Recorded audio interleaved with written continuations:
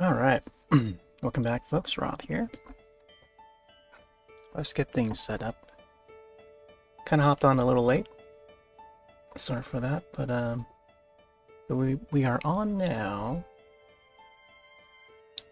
Let me see if I can enable cam real quick. I'm not sure if I have the source set up for this. I know I did, but I'm not sure if I can find... Oh right, it's at the top, that's why. Oh, that's strange. It's a little bit transparent. Hello, welcome in. Let's see, let's move the mouse up. I normally would have it like just underneath the desk, but having it at the top here, it is probably the only viable place I can set it at, so that it's viewable. Let me see if I can adjust the transparency a little bit.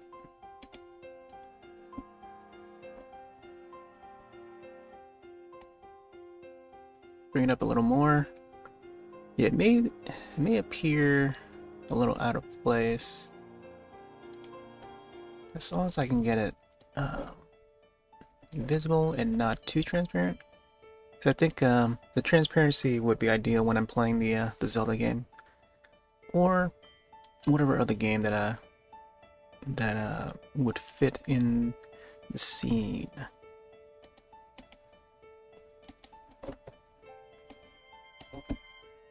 Oh, there's just the color of the little border there. It's supposed to be like a shape of a TV. It's based on the Miiverse, not Miiverse, the My Nintendo little Me avatar TV. All right, so we got Scribblet up in view, and the mouse indicators when I left click, right click. Let's put this up and continue with our Korok drawing. Korok. We've been finding a bunch of Koroks in The Legend of Zelda Tears of the Kingdom. Been enjoying this game. Still pretty early on in that, and been broadcasting it on the weekends, so Saturday and Sundays is when I usually hop onto that. I'm just going to open up Restream Chat real quick. Yeah, Restream Chat would have the YouTube chat for display, and also the Twitch chat. Sort of like to combine both of them. Alright, let's go to arts. Oh man, look at this art. We got some Spider-Mans in there, and some not safe for work stuff. I feel like us as the users, we have to vote and report and so on in order to notify the devs about it, or anyone who moderates the game itself. So this is Scribblet. It's an online Pictionary game. You can download for free on Steam, but I tend to use it as like an art sort of program canvas thing, and we've been doing a whole lot of arts on this, one of which include this drawing of Link for Tears of the Kingdom. I have a speed art time-lapse video of it, of myself drawing it. Did all this with a mouse, as we do all our drawings. Let me see here. But yeah, today we're working on this Korok drawing. Each of these images were save points, from the very start, and then yeah, each session, like every 5 minutes or so, I try to remember to do a save, and then you can see the progress.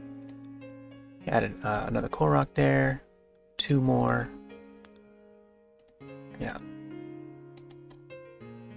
So eventually we got our 3rd and 4th guy. There's the red guy, and which leads up to now.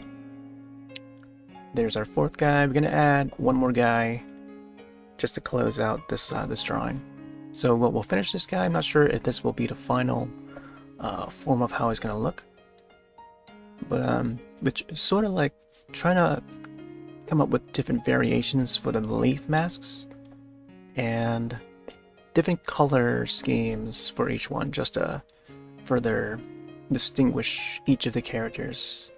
So this guy, I started out with this guy here, the center one, 3-leaf, common looking Korok.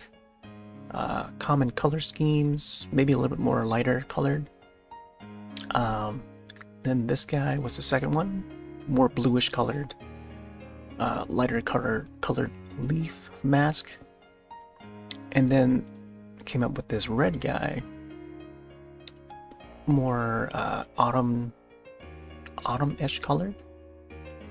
And I feel like I maybe should adjust the location of this leaf here, because I feel like he would stand out before this guy. I don't know, but then I would have this adjust the this part of his horn, or however you would want to call this, like a piece of branch, because these Koroks are sort of like tree-like. They're a tree-like civilization.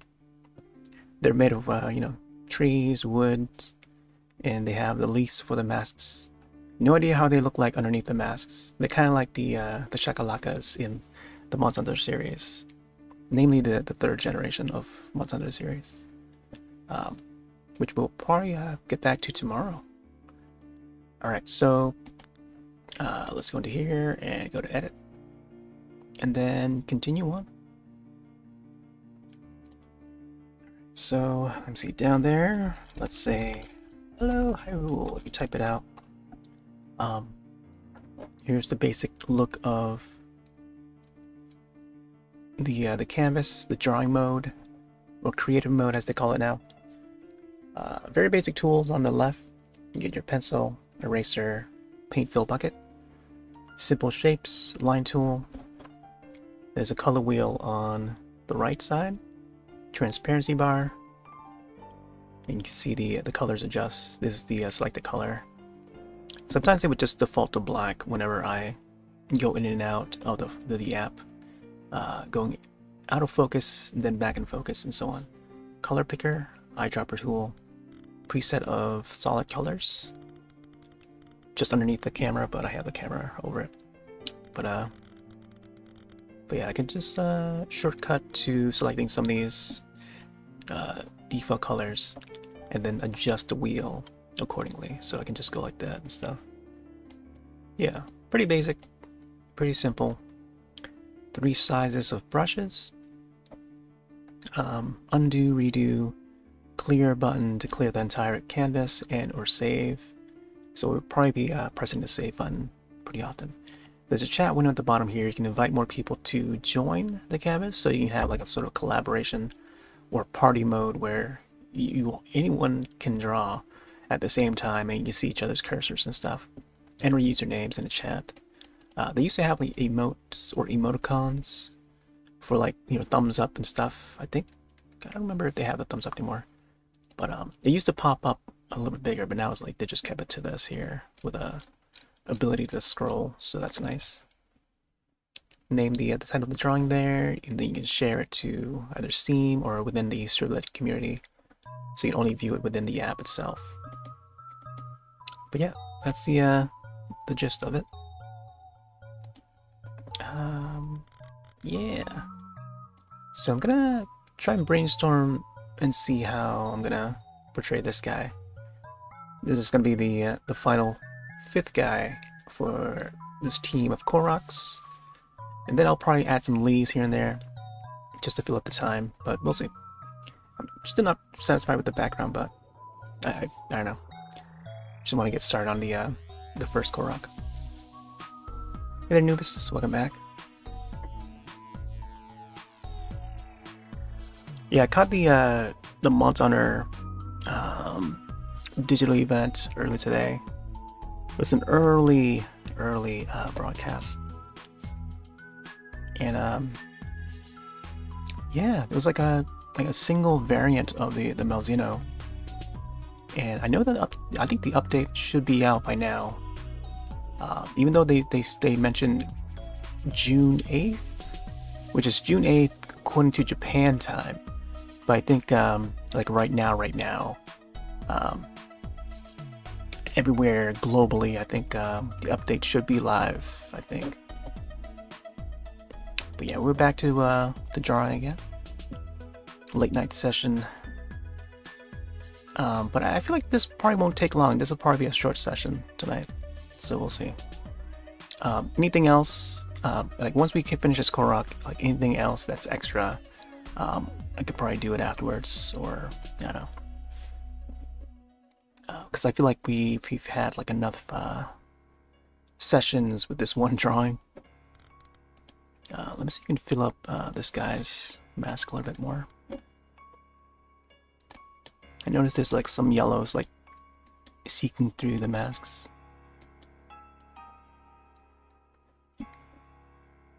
Seeing a lot of greens today.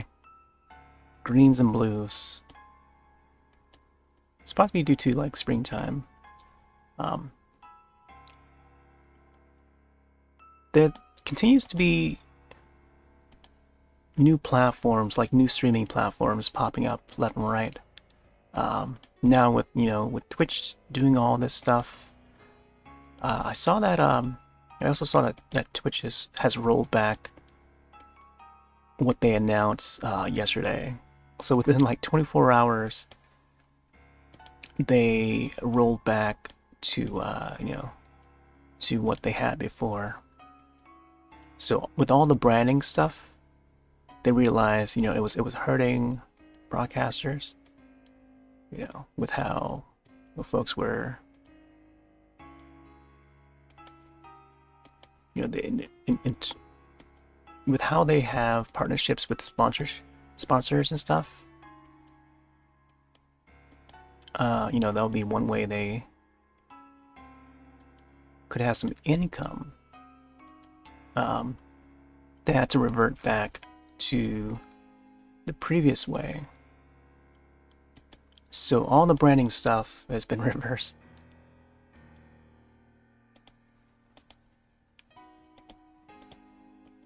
Which is good.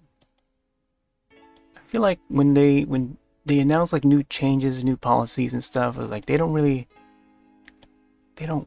think too clearly on how it's gonna affect folks on the platform, And then you see all these other startup companies, smaller streaming sites that would respond to that. Like even Restream, I saw Restream respond to to the announcements, and even they were asking questions. And I don't normally see like Restream, the service Restream, be all that active on social media until more recently. But I feel like they're very in favor of Twitch for some reason.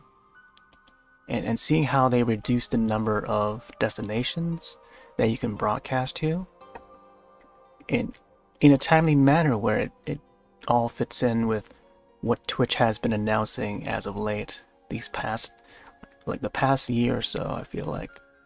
Because remember, I used to be able to like broadcast to like all these different platforms just using Restream. I didn't have to resort to like a plugin or to broadcast to multiple places and requiring like a beefy PC to do all that. But now it's fast forward like 9 months or so. I think it's since like August 2021, I think, when they started doing a thing where they reduced the number of destinations for the free account. So now it's like, man, we're still writing that 2 destination thing, and then outputting to the other destinations using a plugin. Whereas before I didn't have to use a plugin. The plugin allows for more possibilities, but I had to reduce the resolutions and some of the the bitrate and stuff to just so that it can go smoothly onto those other platforms. But they all do not have the same quality output as what I set for the main websites, which is Twitch and YouTube, that is outputting from Restream. So it's like, it's unfortunate I gotta go that route, but it is what it is. Yeah, the Twitch.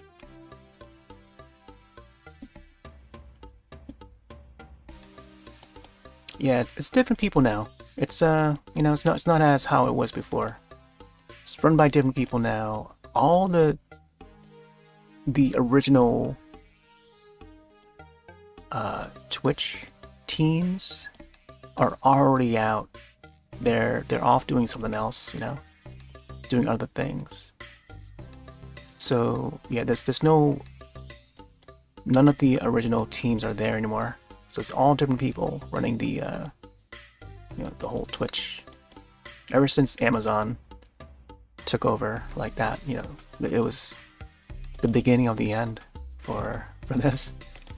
The beginning of a new era, but then also the beginning of the end of the old Twitch. Like, I still have screenshots of how Twitch used to look like way back when, like 2014 era, of pages that I used to,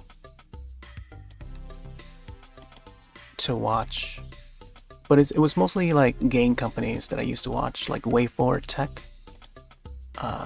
indie game developer. They made Shovel Knight. They had a Kickstarter, but they were showing off like their prototype for Silent Hill for the DS, Silent Hill DS, and I have a video on that up on the YouTube. It's probably one of the most viewed videos on the channel.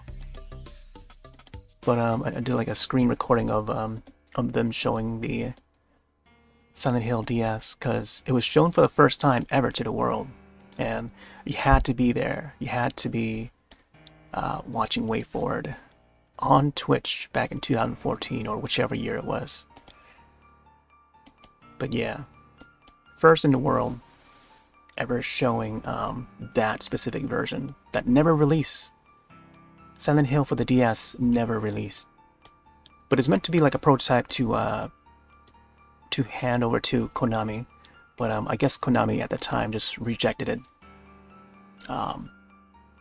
Any and all proposals for tech demos for like a Silent Hill game on the DS. Would have been cool though if they had put it out, but it didn't go through. Yeah, Silent Hill DS. Search up Silent Hill DS on YouTube. You'll see one of my videos pop up. You don't even have to log in to YouTube at all. Like, you just find it and it'll pop up for you.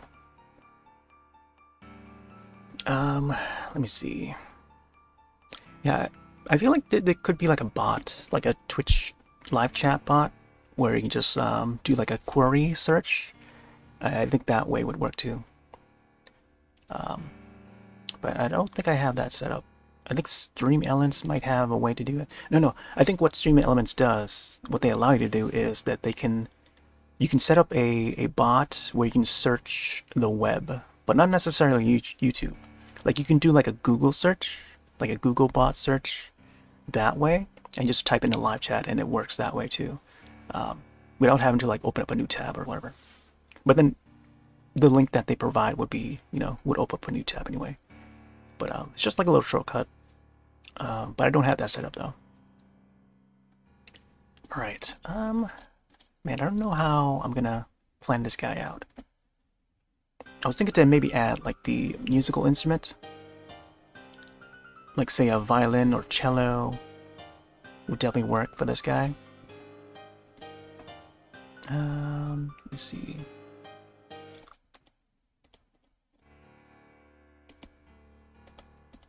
Try and find a good tune for this.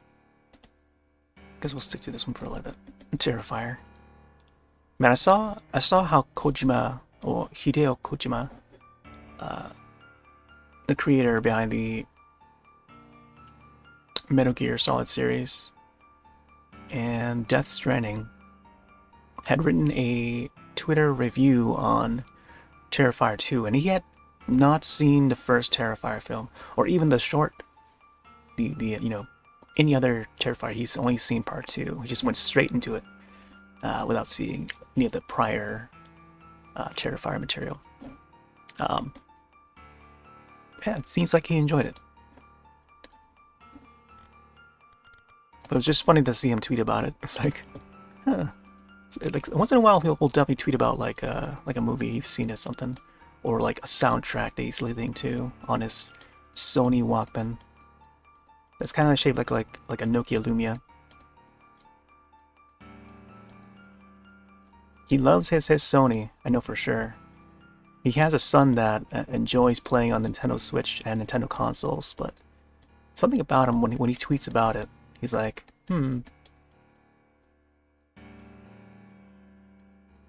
sort of get like a feeling that that there's like a, I don't know, not tension or anything, but it's like just the family members just vibing together in the realm of video games. But like it seems like Hideo wants to expose the child to like the PlayStation and stuff. It's like that kind of parenting, but yeah, it's just fun to see. It's like a decade ago, or more than a decade ago, where my cousins arrive and they see me playing like PlayStation 3, and then the next time they come over, they see me playing Super Paper Mario on the Wii. And then they tell me about Gears of War. Not Gears of War. What's the other game? God of War. Yeah, God of War. These names are so similar. Sometimes you just get them mixed up. Both start with a G, and they both have of War in it. Gears of War, God of War, and they both have the same acronym, GOW. So when someone mentions GOW, which franchise are they talking about? And when folks mention D2, I think of the actual survival horror game D2 and not actual, and not Destiny 2. So like when people initialize, it's like, what? Which game are you talking about? Oh right, Destiny 2. But yeah, I'm sort of rambling a little bit.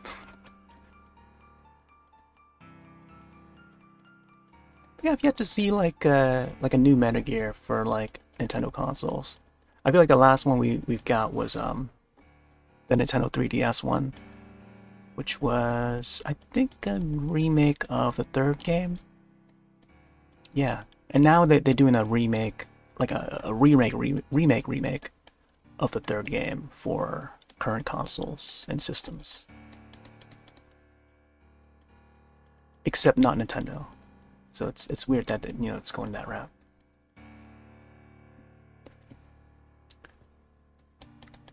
All right, yeah, this will probably be the same color as the stick that this guy's holding, the pitchfork. Man, I feel like this guy's mask should be like a brownish color, maybe autumn colors. But then you don't normally see like brown, orange, autumn colors for this sort of like shape of a leaf. So, might have to come up with a different shape or something for this guy's mask. Usually you see a slideshow of all the art you created because you have a camera on. I can put it on right now. I just didn't remember to do so. It's usually when like when there's like new folks coming in and they may be interested in seeing some of the past like drawings and stuff. Let's put on the still images. Sometimes I would do the time-lapse version, so this would be the time-lapse version. I do have like a little compilation of it, but it doesn't show like each of the past drawings and stuff. But yeah, let's have it as the still images version. I didn't get to mention that website that I saw So another website, another streaming website is called Rumble. So you look up rumble.com, you'll be able to find, I think it's rumble.com. It's the way it's spelled, rumble.com. And yeah, it's an upcoming website. I don't think many people know about it yet, but it's kind of like Kick. They're going with that green theme, and I wanted to set up. Like, it took me like another couple hours to try and set up for it, or else I probably would have hopped on like around normal time. But I was looking through their website, and it seems like it's like a combination of like a YouTube style mixed with like modern streaming websites with the way they have it set up. But I don't know. I feel like it's a bit odd with how they have it set up. But I also think of like websites like Odyssey, which supports like Bitcoin and stuff. So Odyssey is another website where it's like mostly, or like it's more focused on like uploading videos, like pre-recorded, pre-edited videos. But they also have like a streaming, like a going live section. But it's more focused on like, pre-edited, pre-recorded videos, much like YouTube. So it's like YouTube like format first before they have the live streaming, and then they have the Bitcoin stuff on top of that. So whereas what's this? Rumble, whereas Rumble is similar to that, I feel, but except I feel like I don't know, it's like a mishmash of both. It's like both live content and then not live content. So it's like you can upload pre-recorded, pre-edited content as well, I think, on that platform. So yeah, it's another fresh one. Not sure how long they're gonna last. I saw and read that Gleimish or Gleamish, or how do you pronounce it? Another website that not many people know about, short-lived, and they had announced that they are closing down. So some of these websites, man, you just never know. Like they're up for like a year, sometimes not even a year, and then like the next thing you know, they're it's done for. That's it. So it's like, wow, we move from one platform to the next, So I don't know. I think it's good to just be on all of them, or maybe you don't want to be on all of them. I don't know. Like everything is like, I don't know, everywhere.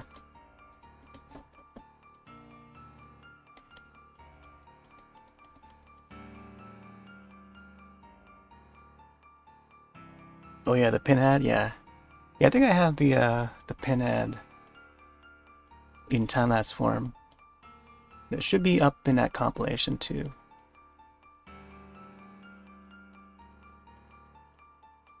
But I can swap it back and forth between the time-lapse and the still images. I think last week we had a raid from Mr. Carson. Mr. Carson drew it. So I have to pull up the time-lapse for folks to see. I feel like there's like only like a little space where I can have it in view, because I don't want it to cover much of the canvas, as because this entire stream session is going to be turned to a time-lapse as well.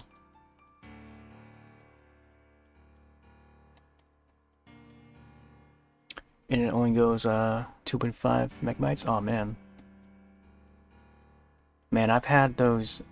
Oh, we were in the process of man, we almost decided to settle for the T-Mobile one. T-Mobile has like this internet thing, but for some reason it doesn't pick up too strong of a signal when it's in our home. Like when it's outside it's fine, but like when it's inside it's like not so Like it doesn't seem as strong as it would be. And they use 5G technology too, so it's like it should have more coverage. But then like that signal itself is not as strong.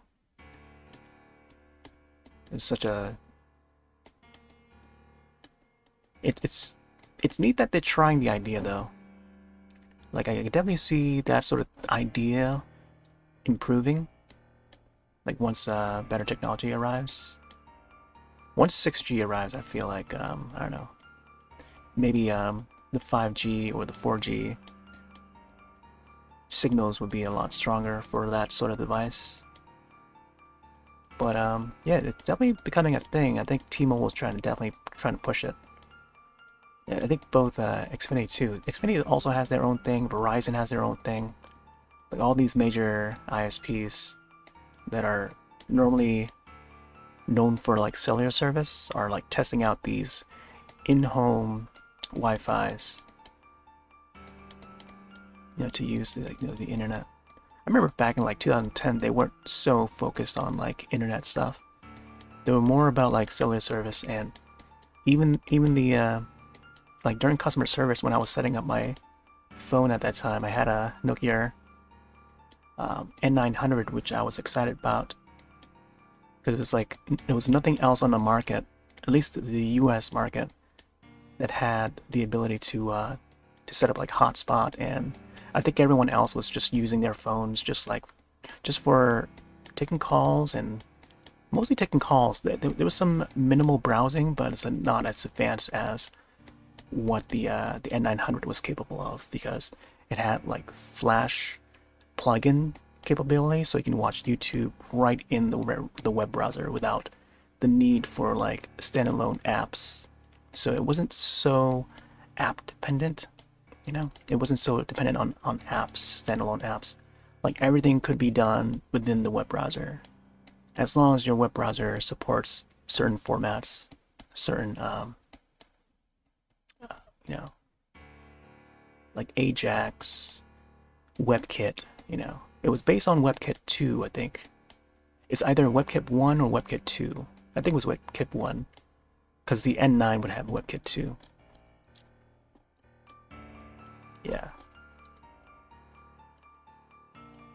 So it's also had that you were able to browse like 90% of websites on the internet. But yeah, and it loaded like YouTube videos just fine, like fully compatible, and it had HTML5, so yeah, as long as it had that, and that was back in 2010, like that, it's unheard of. And I was able to hotspot, and that's how I was able to stream. What was it? What's that game?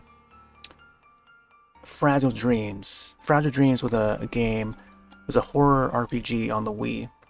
So I had it on launch, and even Exceed. I think that provided a link down below. If you look up Fragile Dreams, whichever year it was, I think it was like either 2010, 2011, possibly 2010.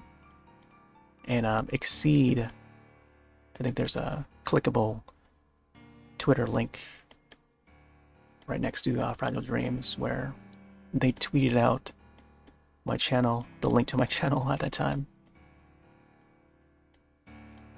But yeah, that was the game that I set up like a hotspot to stream from, and it had one disconnect because the device ran out of battery, so I had to like recharge it and then set up the stream again within like 10 minutes or so.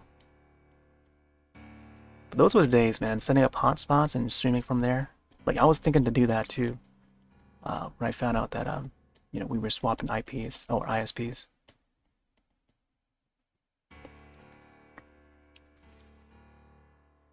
Craving for spooky things? Oh, really nice. Spooky as in like movies? Shows? I've been thinking to maybe revisit the Chucky series, because I know that season 3 is going to be coming out soon. Or I think it's currently in the works, I think. Season 3.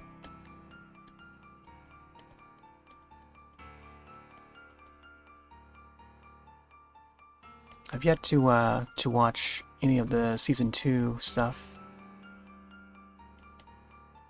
I checked Peacock and they don't seem to have season 2 available for some reason. I thought it did when they were, you know, when it was still new. But I checked it a few days ago and didn't. They only seem to have season 1. Then we're getting Starlink streams with a bitrate of 5500 bitrate. Smooth. Oh, nice. Starlink. That's the. I'm thinking of the one that had like Star Fox crossover in it. Not sure if that's the same game. I saw the hashtag for it trending on Twitter, but I didn't click to see why it was trending.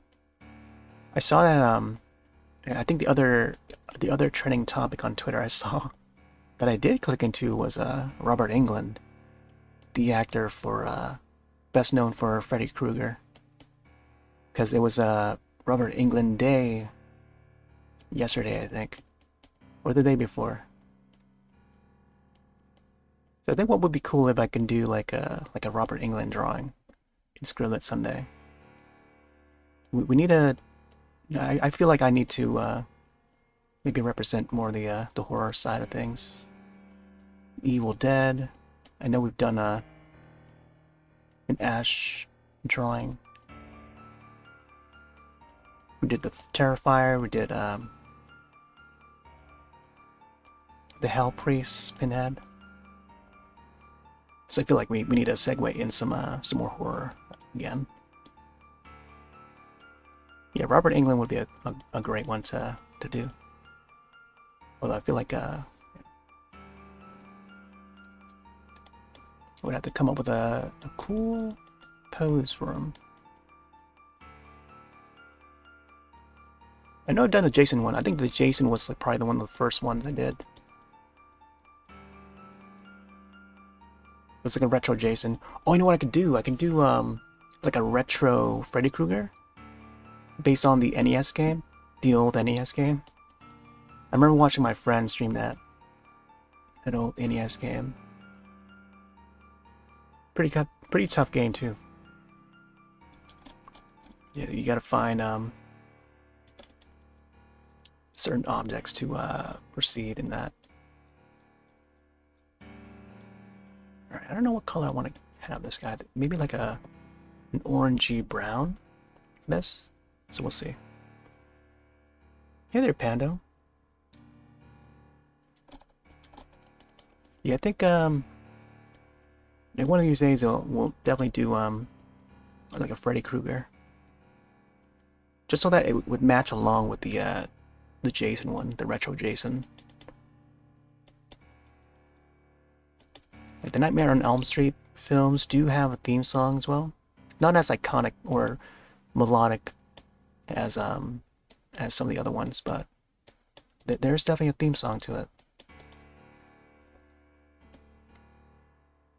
And it's great that the Terrifier is getting a third film, and they're going a bit more like higher budget, bigger budget than the previous films. Of course, I know for sure they're going to bring the Terrifier theme along with it as well.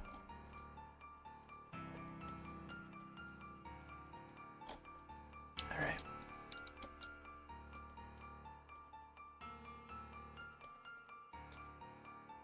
This guy's eye is going to be a bit odd. It's going to be one big hole like right here.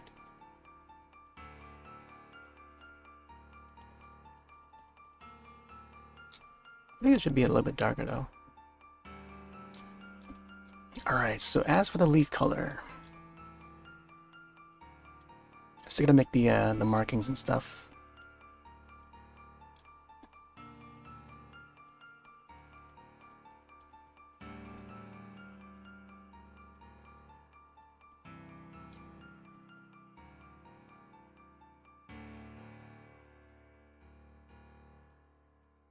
Yeah, I feel like maybe like a yellowish color, maybe orange or yellow would fit this guy.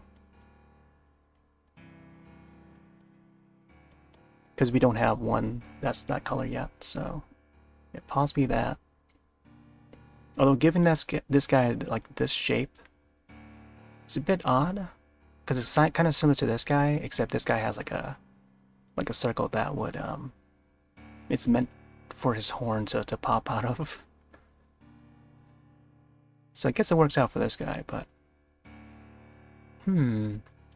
I feel like, oh, now that I thought about it, I could have like this shape like this or something. And not so much like, a peach or something. With some folks with, yeah. Let me try something.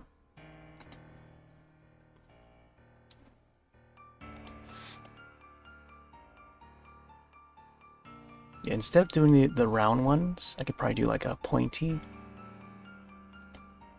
I think the pointy shape would probably exist, though I'm not sure like how frequent they appear in the games.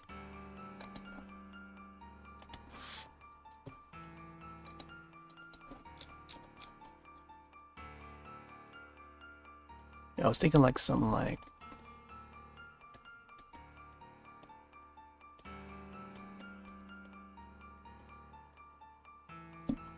pointy like that.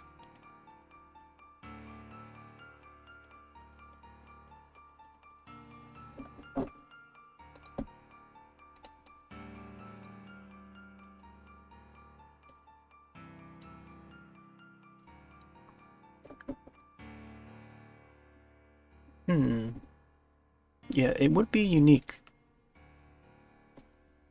because it's not often seen.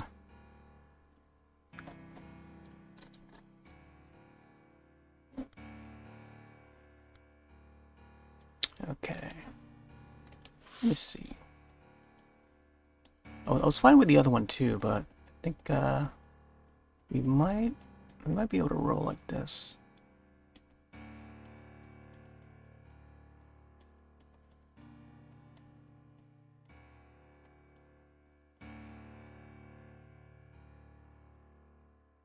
Yeah, we could probably go this route. It's a weird leaf shape. I've never seen a leaf shape like this though. But we'll see. I don't know.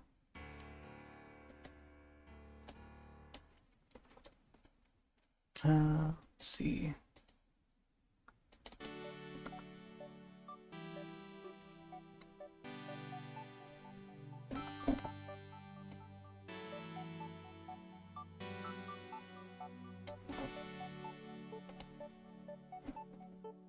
Yeah, let's go this route.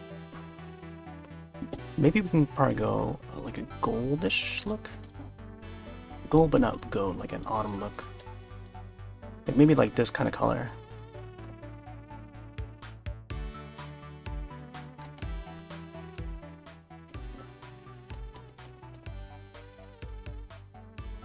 Maybe a little more yellow.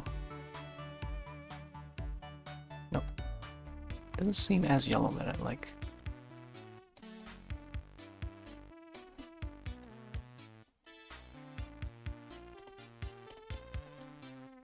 I think something like this here. Because there are some leaves in the autumn that come out looking like a light yellow.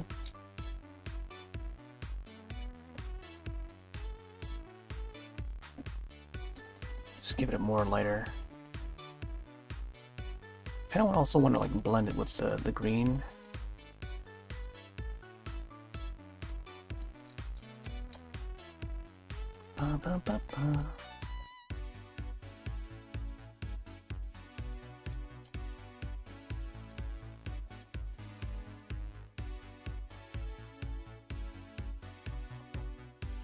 Yeah, I think we might just settle for this color.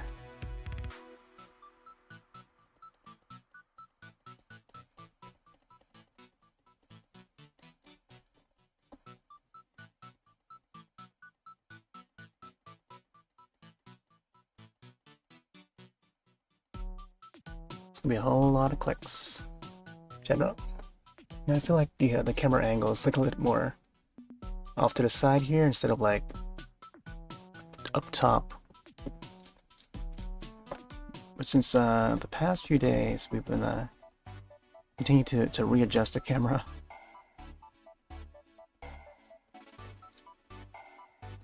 I think it'll be fine once we convert to time lapse. As long as we still have the mouse and the hand in view.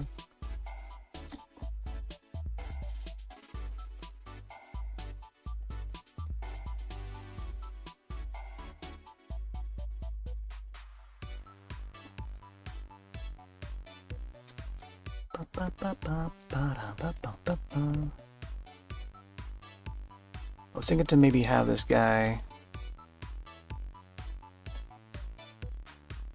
have like a lighter colored body than the rest of them. The most reddish of all is this guy, for sure.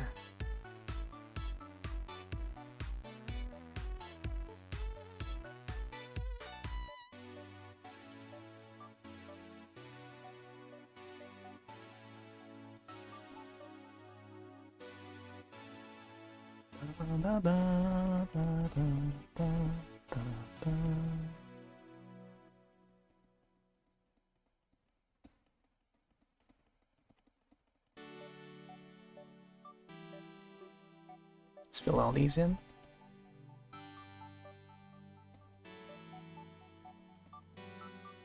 Hey there, Blue Kitty. Look at Koroks. Oh, this is called Scribblet. You can find Scribblet on Steam. Yeah, you type in Scribblet. Let me see if you can actually bring up. Oh no, it doesn't show it. Huh. It doesn't seem to show the overlay for Steam. Let me see if you can bring up the client real quick. Or I could probably just provide the link for it. Scribblet. I'd like to tell more people about this little app. Yeah, thanks. Yeah, you can find it on Steam. It's free to download. Yeah, they have a drawing mode. It's meant to be like played as a game, but they do have a free drawing mode, and you can just draw whatever.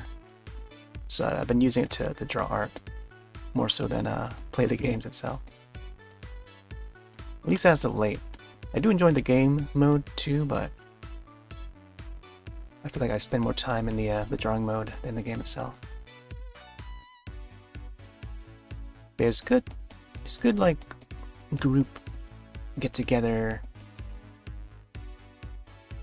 and try to guess like each other's drawings and stuff, or prompts. Usually featured on Sundays, but now they've become like a thing to use for art sessions.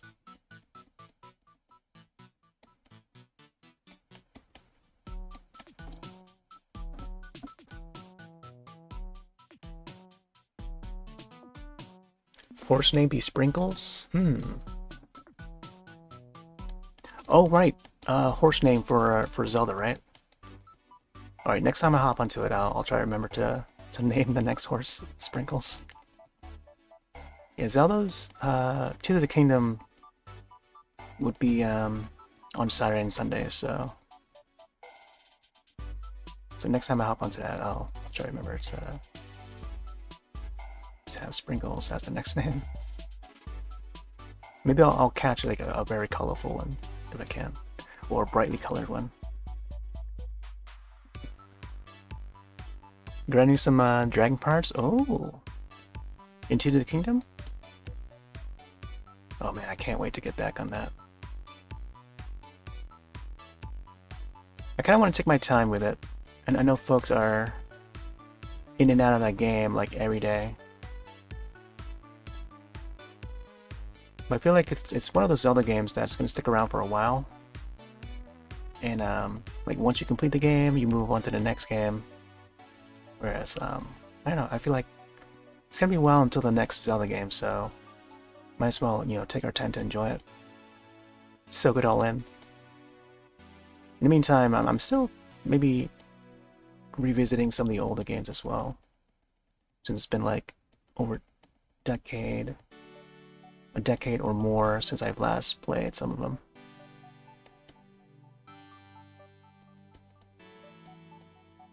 Man, this is like a cheesy color.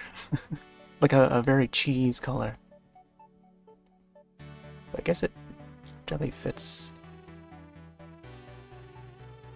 as I'm tilting my head.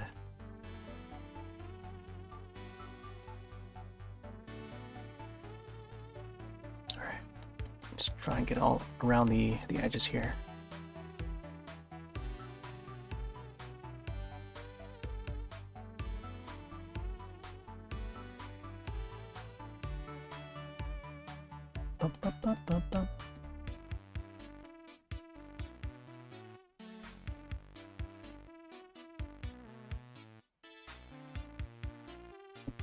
Yeah, I feel like this eyebrow should be like a, I don't know, a triangle or something. Sometimes they would have like different shapes for different reasons. Let me try a triangle to see how it looks like.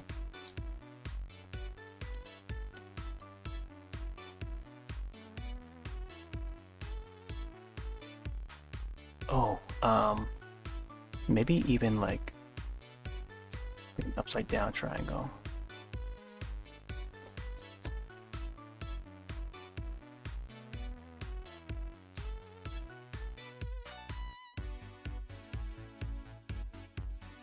You know, actually what we need is if it's like a triangle that faces towards the right.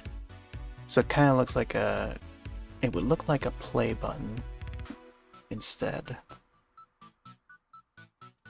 Or we can probably do like an upright triangle with like a line underneath. Which would be, I want to say the eject button. Oh yeah, today also happens to be VCR day. So thinking of VCR, there would be like the play button, there would be the, you know, the stop button, the pause, you know, all these different symbols for some of the players and recorders of old tech, like MediaTek. And this symbol here would be the eject. I think, from what I recall. So that would be interesting. And the record would be like the circle, normally. And then there will be the forward frame. So you can fast forward by frame, or, you know, rewind by frame. And then there will be like the fast forward, which is like 2 triangles and then there'll be 1 line. So that's like fast forward or skip a track or something like that. And then vice versa for the backtrack. I mean, since this guy is like more of a musical type, like he's holding like a cello or whatever, violin. I feel like I could make that that shape, like a play icon or something. Play icon. This would be like the record. That would be neat. That would be a neat concept. All right, let me see if we can redraw this eye a bit. I'll probably get rid of the small eye too.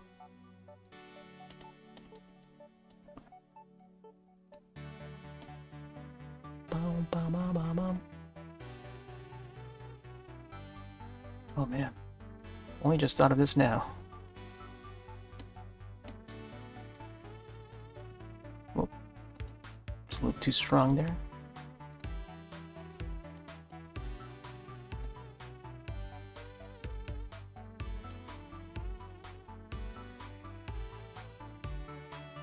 In a way, it's kind of like a pumpkin or squash. Yeah, it's like squash colored.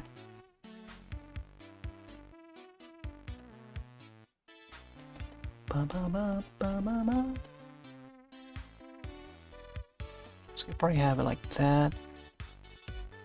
Not sure if I should add like a line or anything.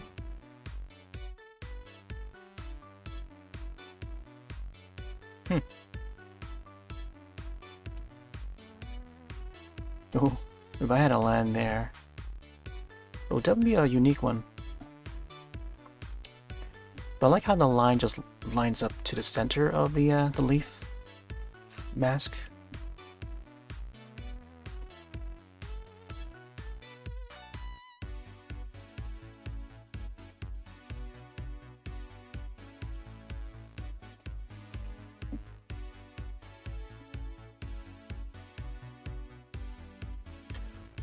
And then a square would also make sense. So the square would be the stop button. That'd be weird to try and fit all these in. I feel like the square could be like the part for the horn, or the nose, I mean.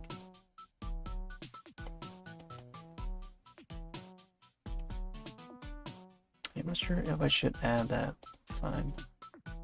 Like there could be like a pause symbol in between.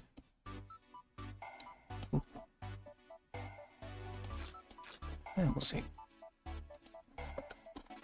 It's a bit weird, a bit awkward to have it at this angle though.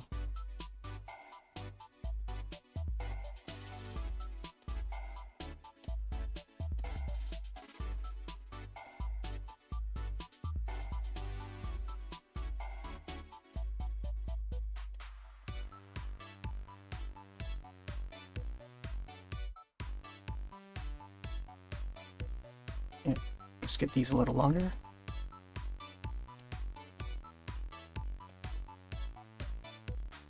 There you go, something like that. Play button and the pause button. There you go. Hey there, triangle. Oh yeah, that's the old. Well, maybe not too old, but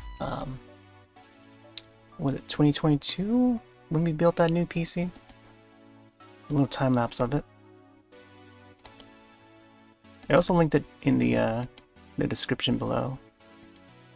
But if you wanna have a little peek at it, I feel like I should make it so that it's like there would be a time lapse underneath that would just play for folks that bring up the command. So that way they don't have to browse out. It'll just play on the screen itself. But I do have some older time lapse of the drawings that I've done. Now we're seeing some new people coming in.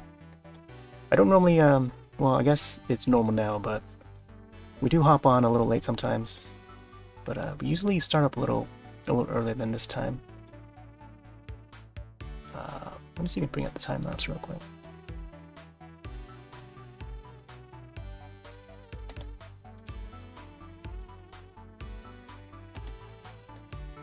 There you go.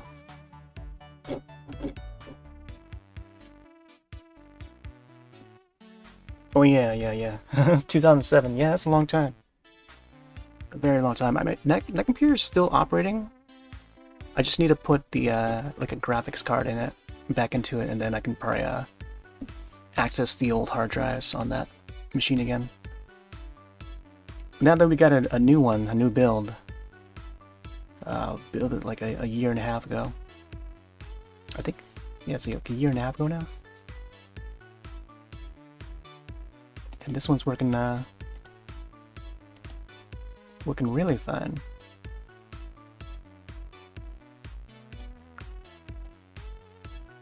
So there's actually like a 2022 build and there's a 2023 build, which was technically 2022, but then like I received it somewhere closer to 2023. It's just it's kind of similar to the current build, but not as beefy, I want to say. The video card is a little older than the 2022 one that I built myself. The 2023 one was sent from a friend, but he intended to send it to me like the same year, but the same year as I built my new one. I mean,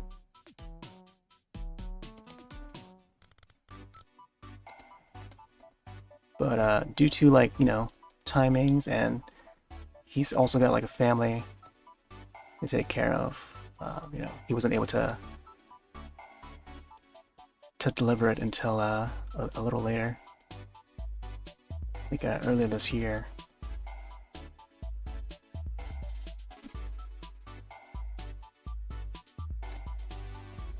But I'm not sure I intend to use it. I still have yet to install Windows on it and get it up and running. But I could probably just use it as a backup, just in case something goes, you know, in case something goes wrong.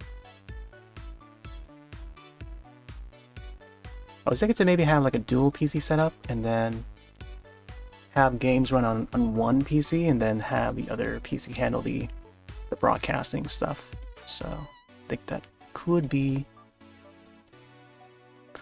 a way.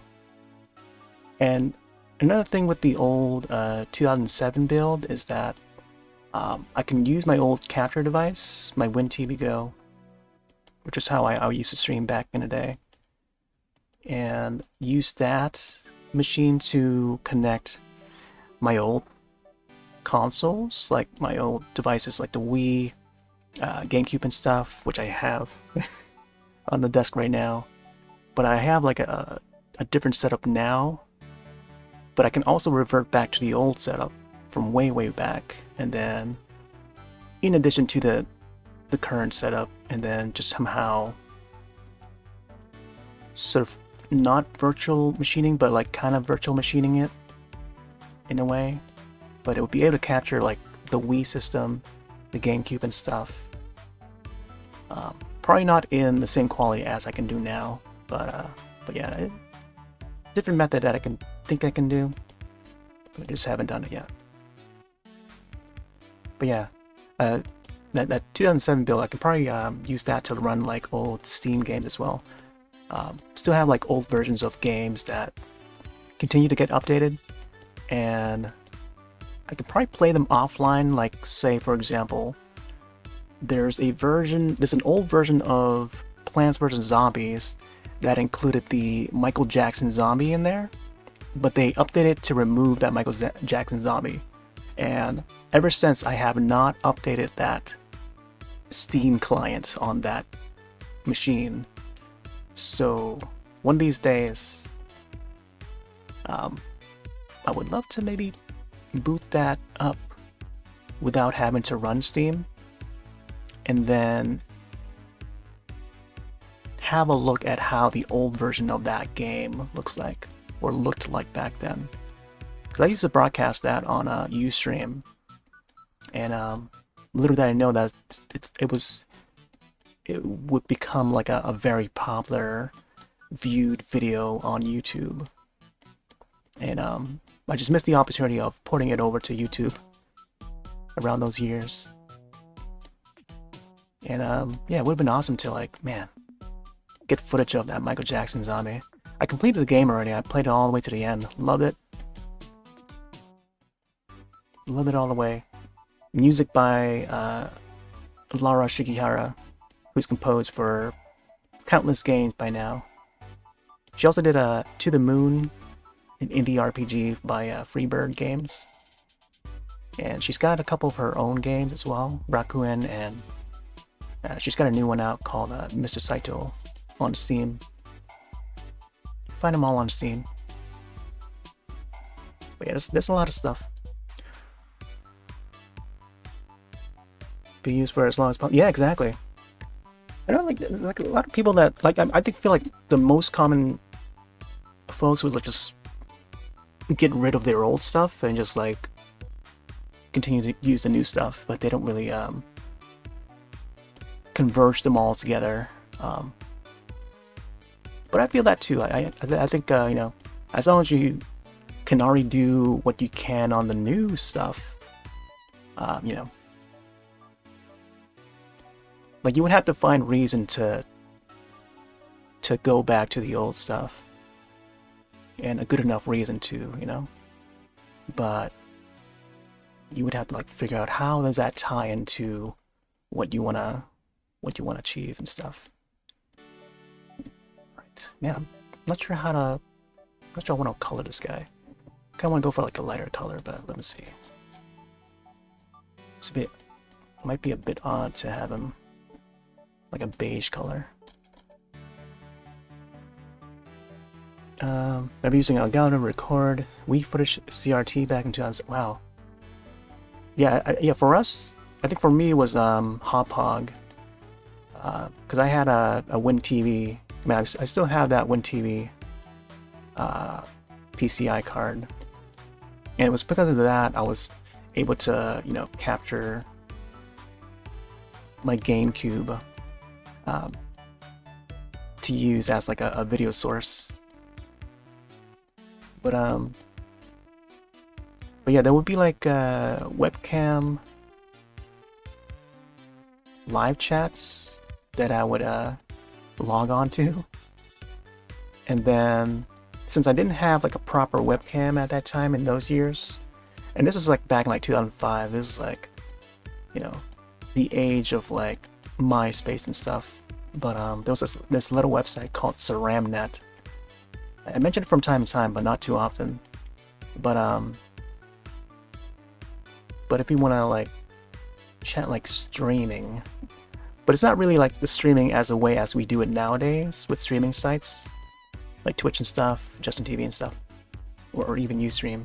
Like those were the early days too. But like, but the days of Ceramnet, just more of like a community-based, like closed-in. Like you had to be into K-pop to know about like Ceramnet back in 2004 to 2005. But it was a short-lived phase. Flash base, you had to have a Flash plugin and Shockwave, I think. Shockwave plugin install to be able to log in.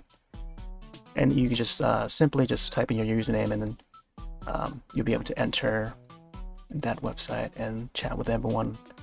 There will be like 10 blocks, 10 spots for webcam. I'm just gonna draw it out real quick. So like, website layout was pretty basic. There was like 5 blocks like that, 2 rows. Hopefully I can undo this. And then there will be a large chat window to chat in, and then a user list on this side. So the list of usernames, you can click on to any of the blocks that are open, available, and then you can select your video source, your microphone settings, video, audio, and start chatting. And then you can do it text-based as well. So we used to hang out there a lot, like pretty much daily, or whenever who's available. But it was meant for like the K-pop community, for websites like Sehun.com, Soompi.com. Sehun no longer exists, but Soompi I think is still around, but it's run by different people now. But yeah, like we would just chat about whatever, and people could do whatever they want, play music, play video games. I would connect my GameCube, and my friend would watch me play like Mario Kart Double Dash. So that was back in like 2005. But even this sort of layout, I probably wouldn't count it as like how modern day streaming is like. But it's like it was getting to that point where, you know, like live streaming was getting bigger and bigger, you know. But up until like Twitch, I think Twitch really grounded it to just video games. Even before then, I think Ustream was a website that had a video game category, and including other stuff. Like people were streaming all sorts of things, like music and stuff too. Arts, did some art on there as well. But yeah, that was like way back. Nowadays it's like, you know, everyone's doing it. But yeah, Ceramnet was the website for that one. There was also Stickcam. Stickcam was another place that's kind of similar to Ceramnet, but much more public, and more people knew about Stickcam. And it had like a very yellowish theme, like this color yellow, from what I recall. But yeah, if you look up Stickcam, I think it's spelled as oh, the drawings are covering it.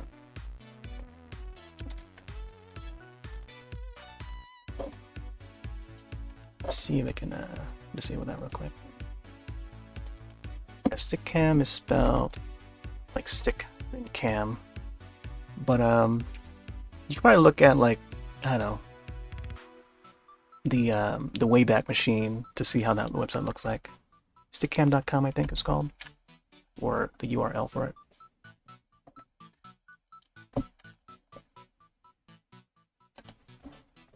But yeah. But yeah, that website closed down. That was more like a chatting website. It wasn't really like how Twitch is set up nowadays, or Ustream, where you go to like a person's profile and then their channel would be like the main visiting place. It was more like social, where, you know, 2 rows of like webcam slots and people could log into that, and there'll be like a big chatting box. You know, it's more like Ceramnet, which is why it's comparable to the Ceramnet instead of something like Twitch or something. Nowadays, Twitch is like, per channel is the place to hang out at, and then there'll be one long chat window on the right. So that's like the new format nowadays, the new layout. Let me save this so I don't lose it. But yeah, I feel like there's no website nowadays that's like that, like Stickcam and stuff. I feel like Stickcam would have had potential, but like I guess they couldn't run the site any longer. Maybe because they ran out of money, so they couldn't keep it up anymore. But I feel like there's room for websites like that, where folks can just hang out and they don't have to like broadcast or anything in the way like they do like Twitch and stuff. But just for a way for people to socialize, I think we could use a place like that. It was kind of like Skype too. Skype had like a group chat sort of thing with webcams, but except it was like a standalone app with that rather than a website. You know, like we need that website sort of platform. I feel like, you know, there's potential in that. Like no one's built it yet. You know, well, at least, you know, nothing like Stickcam has risen up yet since Stickcam. There's another one. I mean, there's more apps like Skype, like Paltalk and Uvu. There was Camfrog as well. I think Camfrog had a web-based version of it, where you can use like both the standalone app program and or the web version. I don't know if they still operate though. Camfrog. Yeah, Camfrog was another one that's kind of similar to all those different apps. But yeah. And Skype used to have like this feature called Skype Cast, where groups and groups of people can join in on a call, or more so to listen to. But they could be like up to like, I think 2 or 3 people can hop onto the microphone and just chat away. You know, they can talk on the microphone, just like Yahoo Chat.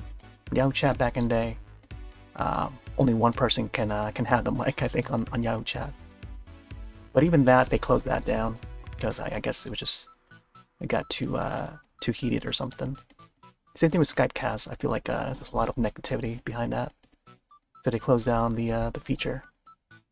But I still have recordings of it in audio format. You have to upload to the internet. But some good memories in that. We used to have like karaoke chat rooms, and we just log on to sing. Me and my friend would just log on to sing whatever songs we have in mind. Mostly like 90s love songs, 90s ballads, and pop. But yeah, those were good times.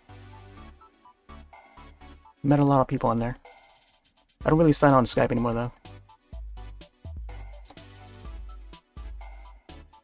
Yeah, a little bit of my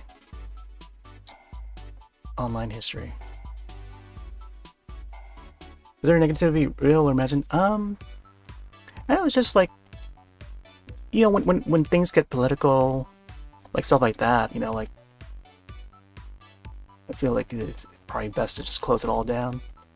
I mean, look at how Twitter turned out, you know? When it gets too busy, when it gets too popular, and, you know, people bring in, like, different topics in, and, yeah. Things just get, really heated.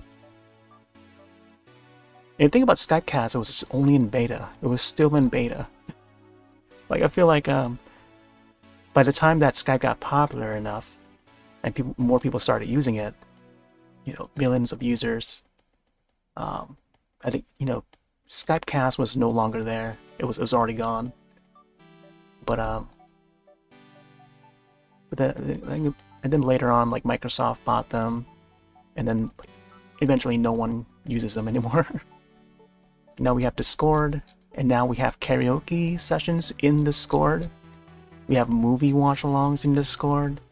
I host a movie session like every weekend. So now Discord is the new Skype, or the new Yahoo Chat. Except in the modern generation. Today's generation. But I kind of miss the folks that I used to hang out with on Skype. They're cool folks.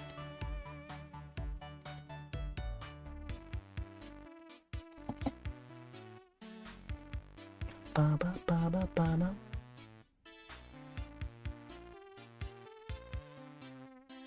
Oh, are those the dragons? Feroche, Dinral and stuff?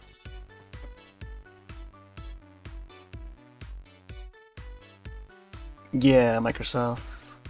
It's a shame, man. I feel like everything that Microsoft touches just goes bad.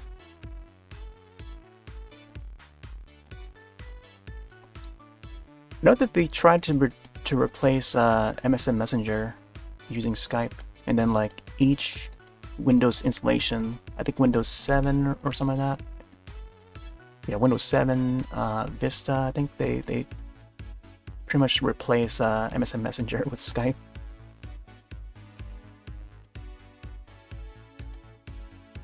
I think even now too, like they try to force Skype onto you. Sign on to your MSN account or Microsoft account to log into Skype.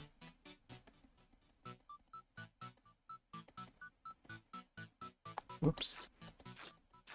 I think with Windows RT, which I have on one of my tablets, my Nokia tablet, I had to create a new account. So it detected that I had an MSN email, and then they use that email to sign up to a new Skype account, which is weird, because I already had a Skype account, except it's tied to a different email.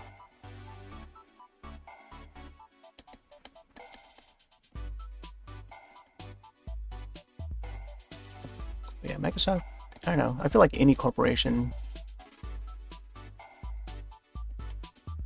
especially someone like Microsoft, they tend to refresh a lot. Like, I don't know how people can keep up with what Microsoft does. Each time they put out like a new product, like a new era of like their products, they're always refreshing.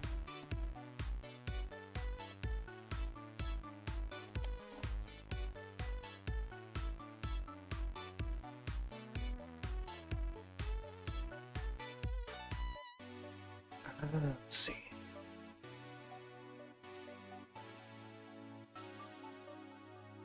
Do we draw with a mouse? Or do you use tablet stuff? I only have mouse to do.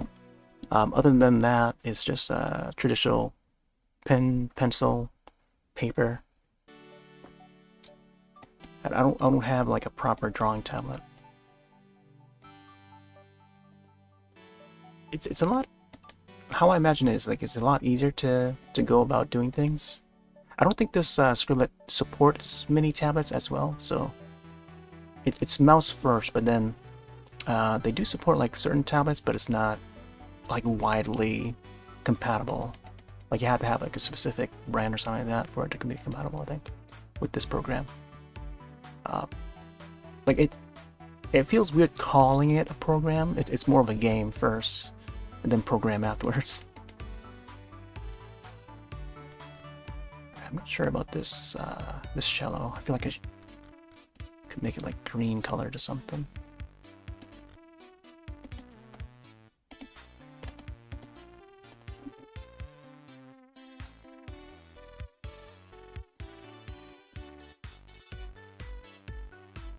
Yeah, it's pretty straightforward.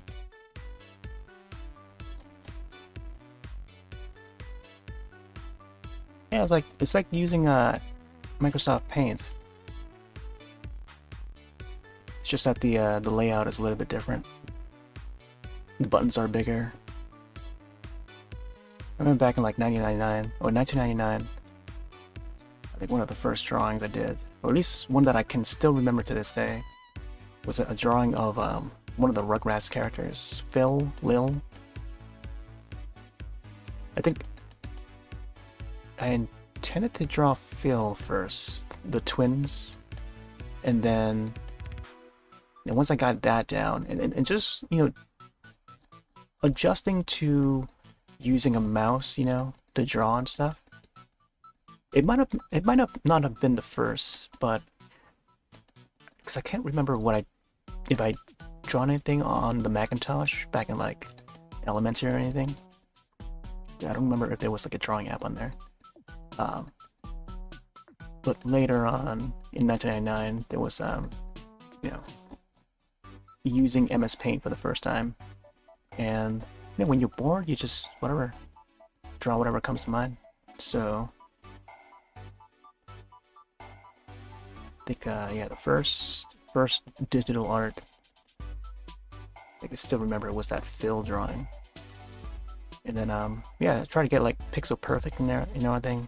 It was just drawing by memory too, you know, like whatever I remember how the character looked, you know, from watching the shows and stuff, and just going that way. And now thinking back at it, I think I remember like not having it exactly like how the character should look. So the hair was a little bit different. I think the head shape was a little bit different. So it's kind of like, I don't know, just going by memory. And I don't know, it's just the practice of that is what, you know, is the first step to, you know, to getting better at it.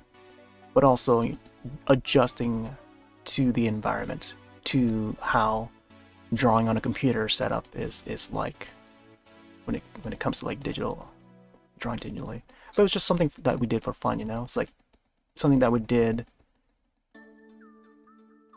on our free time, like when you're bored or whatever, you know.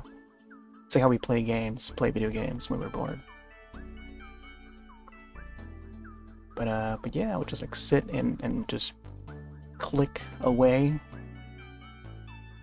And then eventually I think I added a bow afterwards, because I didn't know what else to draw. And I was like, yeah, let's see how it looks when it has a bow on it. So basically the twins in the Rugrats is that there's a Phil and Lil. Lil will be the sister, and they both look exactly the same. They have the same colored outfit. Maybe one outfit would be a little wider for Lil because she's wearing a dress, and then they each would have a duck on their on the front, like an image of a duck, like a yellow duck. And the difference between the two, more obviously, would be the bow in the hair. So for Lil, she'd be wearing the pink bow, and that's about it. But yeah, I think it's probably one of the first drawings I've ever done. I don't know if I even still have that drawing at all. I know I would carry like zip disks and floppy disks, but I don't know if I saved that exact drawing. I would have to install an old floppy drive to check all the all my old you know, all my old discs to see if I even have that backed up or anything. But that's like trying to look back at like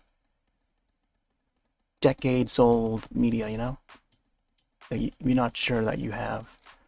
But I still have some of those zip disks that I use for like art projects and stuff for school. And who knows what's on there? I still remember some of the old Flash designs that I did, but I don't know. I just haven't thought to really go back and take a look at the archives or anything. Like those were the days of like Newgrounds, and I was thinking to maybe upload that way back when, but I just didn't think that some of those animations were good enough, because I've seen like ones that were way better already. I didn't see any point to upload them. But my friends, my local friends, they say, "Oh man, you should upload that." I'm like, nah, we're good. Once you've seen it, you've seen it, you know? But yeah. Yeah, sometimes we would revert to that, to talking about that same animation again from way back when.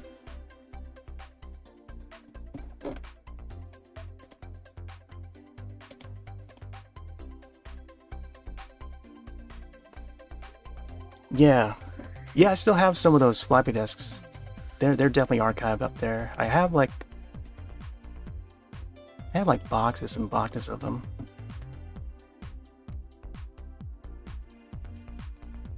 Like I still have old hard drives, like from old computers, even before the 2007 one. The 2007 one was the first one I built, like custom built myself. And I built it in time to play like Half-Life 2 and the Orange Box and Portal and Left 4 Dead. Like I think mostly for Left 4 Dead, the first Left 4 Dead, which was 2008, I think, came out in 2008. But I think 2007 was like around the time of like the Orange Box, Half-Life 2.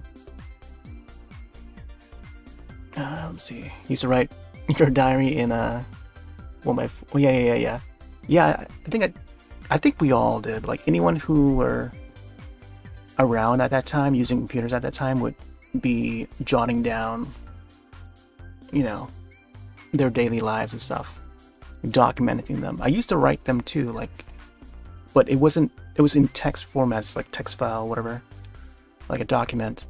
Not on the web. I know like there's like places like LiveJournal and stuff for that kind of thing, or blogs, Zanga. No, we're going way back. We also had a website called Asian Avenue. This predates MySpace. So Asian Avenue, that was like around like 2001, 2002. So it was a few years before MySpace hit it huge. But that was a site that a lot of us, like the Asian American community, would log on to and hang out. But I don't think many people know what that website is. But once they hear MySpace, oh yeah, you know, that kind of website, that kind of social media. But it was the MySpace before MySpace that is called Asian Avenue, and that site is no longer around. So you can probably use the Wayback Machine to look it up again. You know, a lot of these websites that I'm mentioning is just they're just no longer around. I think LiveJournal is still around though, Zanga. But yeah, like those were the places that we would you know, write about you know, what we're up to and stuff. But I feel like nowadays, with the advent of like live streaming, I feel like going live every day, I feel like it's my way of like logging each day. Like just by being live every day, I think that's the current way of journalizing, you know. Like every day is a new day, and we talk about, you know, our days each day, or each stream, or what we've been up to, you know. I feel like I think that's the purpose of these streams, I think, for me nowadays. Like anyone can use the format for whatever they want, showcase whatever they want, any ideas that they have, to brainstorm. I think, I feel like folks could use it as a tool to do whatever they want. But yeah, I think as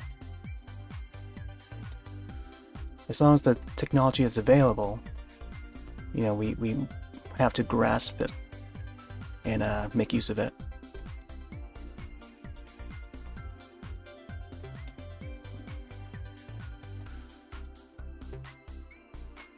It's the modern day of, jotting down notes. Like we come from like text-based, like even video games, they start out simple, but then it becomes more advanced as years go on. So now we have like live video, both video and audio, higher resolutions, all the technology comes forging into this one, oh my gosh, I feel like this not having like a smooth lining for this instrument definitely adds more to it. Get more texture to it. Let's see. The computers and it was more powerful back then than what would be what people. Yeah, exactly. There were some people that that would go live because they would have webcam set up and they would have internet access. Just the speeds weren't as great, and then the resolutions were, there were more lower resolutions. But there were definitely people live, even in the year like 1999 and like late 90s to the 2000s. So as long as you had like AOL or any sort of way to connect to the internet, like you were able to go live and and have a website set up. There's a documentary on YouTube you can probably find about the internet and how people were using it to socialize and communicate with other folks around the world and stuff, which is pretty common nowadays. But they talk about the old stuff too, like the old era from late 90s to into the early 2000s and stuff. It's pretty cool to learn about internet history. And not only that, but being part of it, because we're like this generation that's basically experiencing this for the first time, and we're helping evolve this space. Man, imagine like years from now, people would mention like Twitch. Oh, I remember Twitch. Remember that website that people would stream video games? Man, Twitch. And YouTube. Oh. And then they would like link all these different memes. YouTube poop. Remember YouTube poop? Oh man, imagine like 10 years from now. Another 10 years, another 20 years. People would talk about that.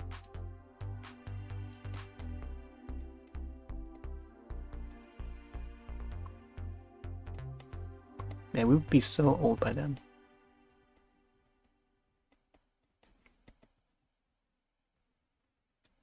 And who knows, like there will probably be like other short-term like video streaming sites like TikTok, but more short-term. Like I can definitely imagine that. Like TikTok, like websites out there, and there's plenty of clones already, even now.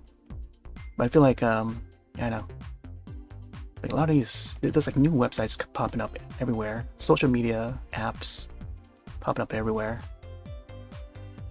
And those are just following along with the trends. I don't think anyone does Vines anymore. Vines is no longer a thing. But the Snapchat, I don't know if people still log into Snapchat. I don't really hear people mention Snapchat anymore nowadays. But I feel like it's one of those phases, like mobile app phases that derives from like iPhone users and Android users.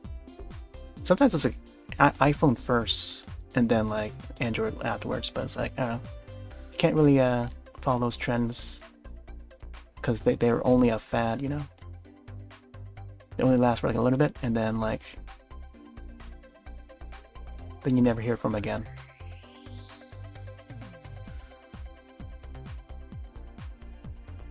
Another issue with those things is that they build it for app and app only. Like you have to have a proper device to run it. So they abandon like any web browser users, you know? Like why can't they just make it web browser compatible? So it's weird how they have that set up. Like same thing with Instagram. Like Instagram, another one that's like app focused first before they bring it to the web. It's like, that's not the way to go, man.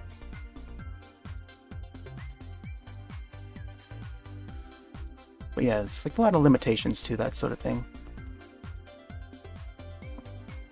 Oh, I don't know if this is the right pattern for this. Oh, thanks. Yeah, I hope I hope I don't sound too old. I feel like I'm giving like a history lesson on like the internet or something. But not really teaching. Yeah, I feel like there should be like less lines on these.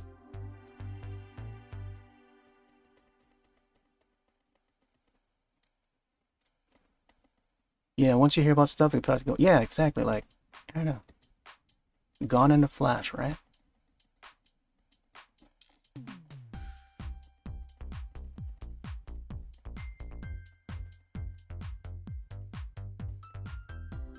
I don't know, sometimes you just gotta ride the wave. Whatever, I don't know, whatever seems like, you know, the kids are talking about nowadays. Take a peek at it, see what's about. And then who knows? I'm not sure if this is the right. Yeah, let me try to get rid of this first.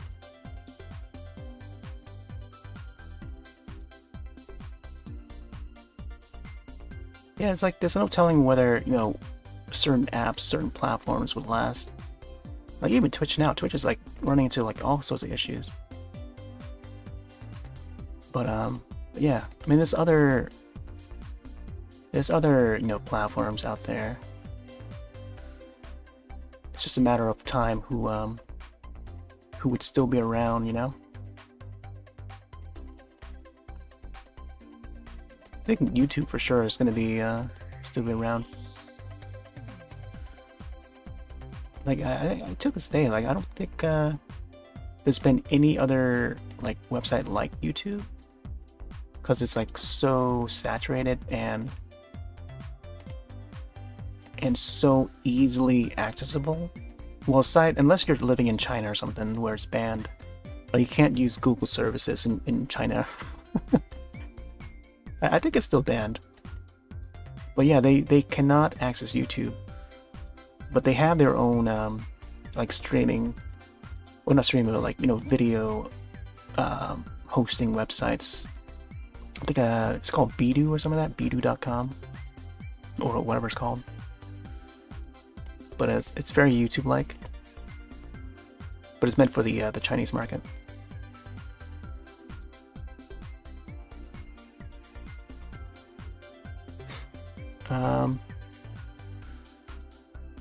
What's that YouTube tab? Cause Google.com. Yeah, Google Video.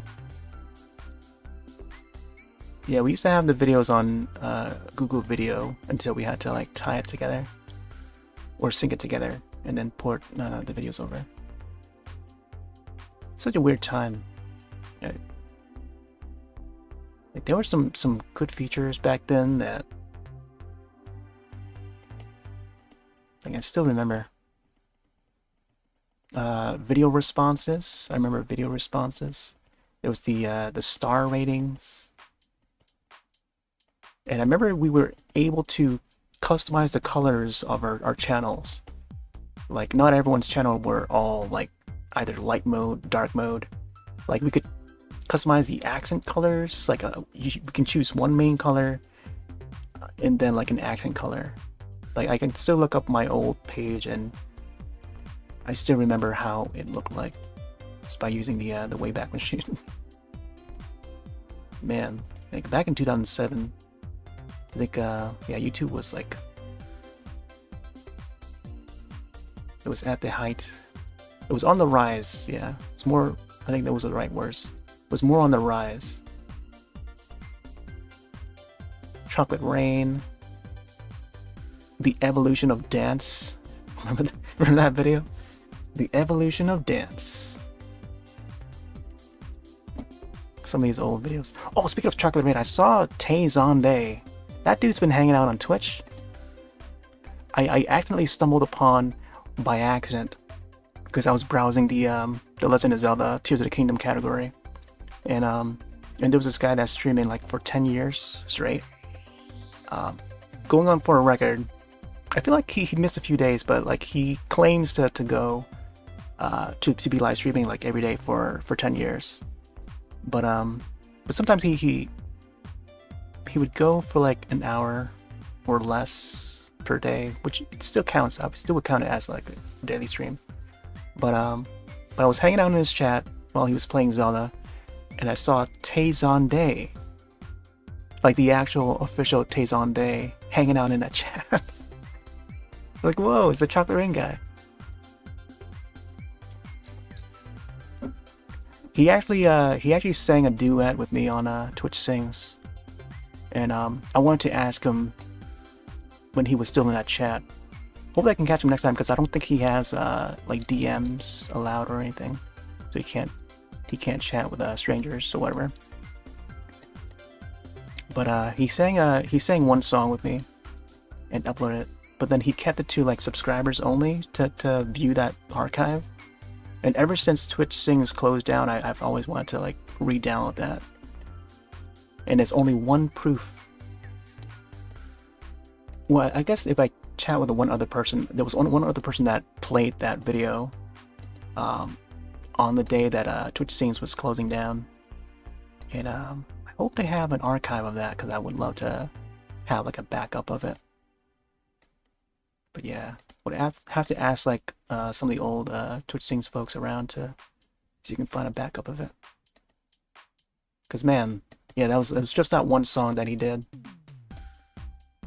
I have to like raid into his channel through Andre the Black Nerd, and while he was doing Twitch Sings, I think Andre was also doing Twitch Sings as well. Like everyone was getting into it, like almost everyone. But myself including, and then I just happened to have a bunch of duets open, and they selected one of my songs and do it along, and those were some good times, man. That's another thing too. Like Twitch closed down Twitch Sing because the DMC stuff. So good things don't really last all that long. But man, was it fun. It's a good times, man. Wish more people could join in on it, because I feel like there's like a good amount of people hopped onto it, but then there's like another good amount of people that did not hop onto it, and it was by the time they were interested, it was already too late. But yeah, it was around for like a couple years. That was it. Yeah. Can't wait till I don't know if it will happen like that again. Like it'll be a miracle until some other platform like Kick or something. Imagine Kick karaoke. That would be awesome. I think if Kick gets more popular, I think there'll become a time where we could probably have karaoke sections again, just like Twitch Sings. That's like, man, Such a good time. Good time to be on Twitch whenever there's like a, you know, karaoke app, first party.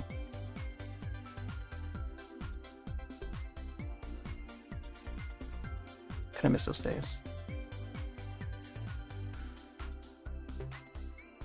I just kind of wish that I had done more streams, but it was back when I had my old computer, so I couldn't run the app as how I wanted it. I do have some archives of the sessions though, but they're very laggy. They're very skippy, drop frames and everything. But at least the audio was working though. Yeah, Truck the Rain guy. Old YouTube, classic YouTube.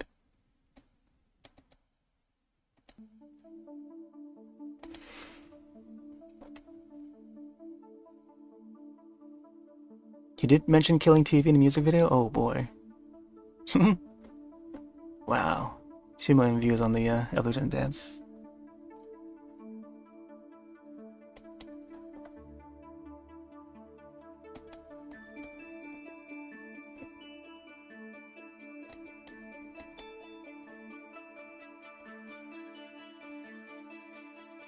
Yeah, that was surprising when the Sings community was discovering that Tazon Day was hopping onto Twitch Sings and finding all these different videos or songs that he would sing to.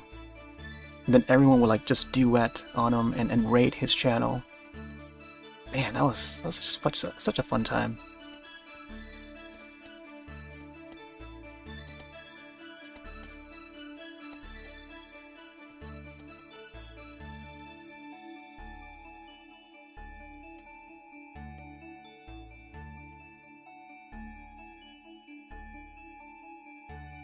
Man, it was like discovering a legend, like a YouTube legend, on Twitch.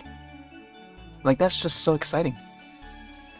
It's such a an exciting feeling, just to be part of that. And you had to be like around, you had to be familiar with YouTube to know who he is. Like, man.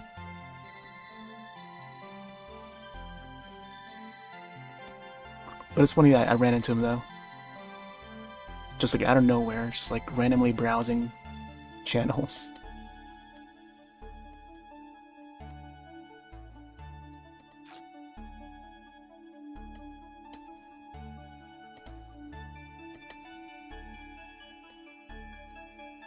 We've been on this leaf for like a little while. Let me see if we can add a little, I don't know if this is gonna be... It's supposed to be like a guitar or something, like a string instrument. So let's have like a little hole in the middle.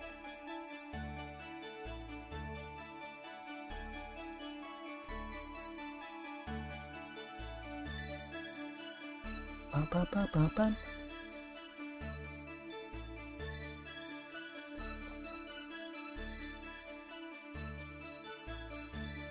I feel like it should have like a more pointier shape.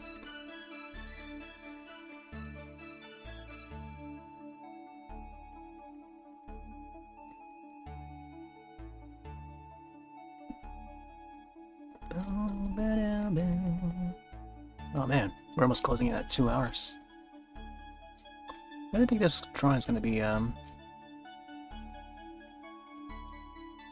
would be going in more than like 2.5 hours, or 1.5. I mean, but I feel like I'm going at a very slow pace tonight.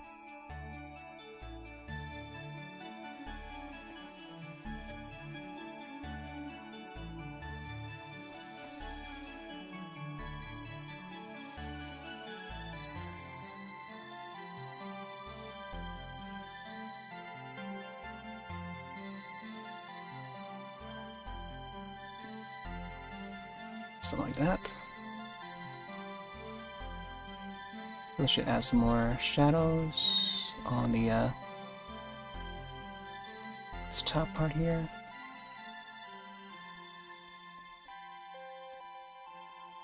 I think it shouldn't really be too long here. But the top end here should be a little bit shorter, possibly. I don't know. Maybe having like multiple strings down would probably make sense. I don't know.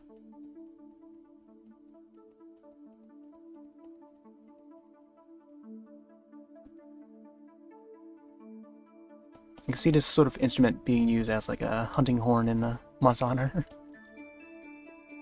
Yeah, we mostly play Monster Hunter. We feature Monster Hunter games on this channel, and all the channels.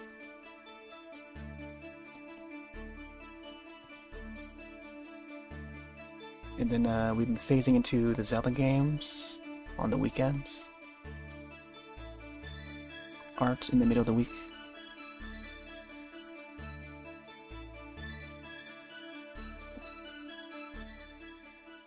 Okay. Set some shadows underneath.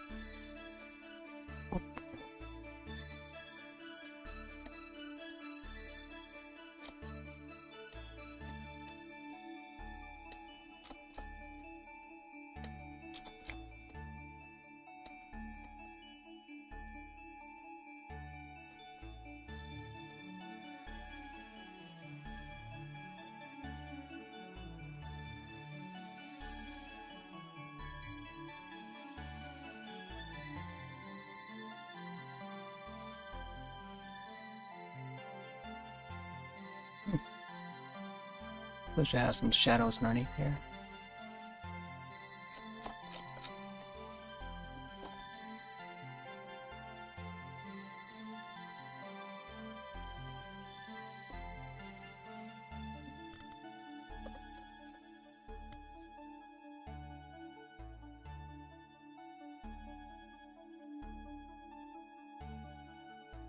Wow, wow, wow.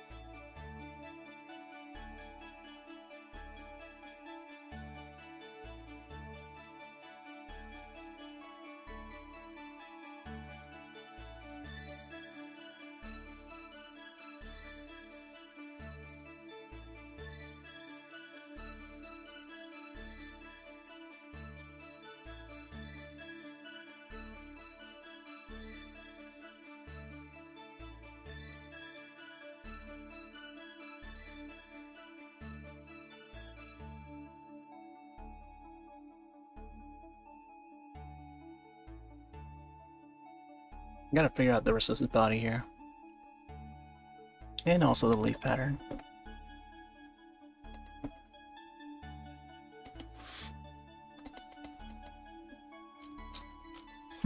Having him like a...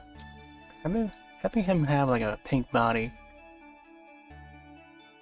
seems like he's got like no clothes on or something.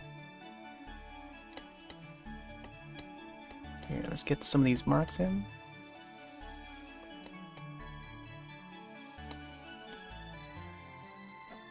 Feels like a little bit on the dark side there.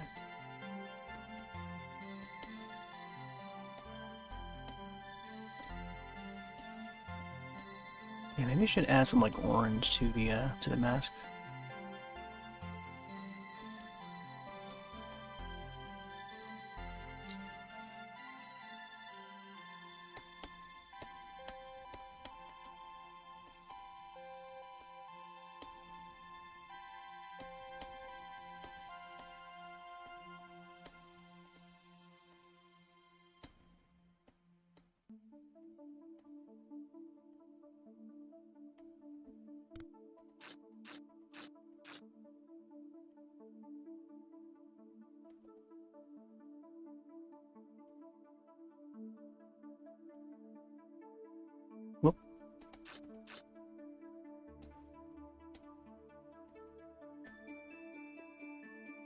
Hmm.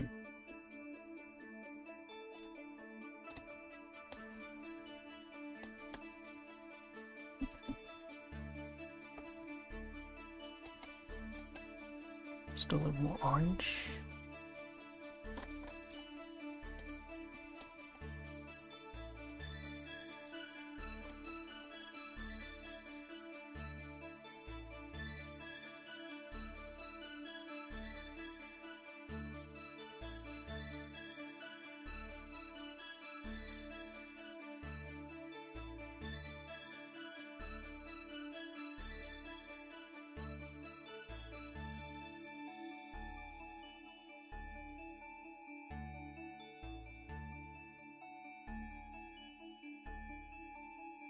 Hey there, Nian.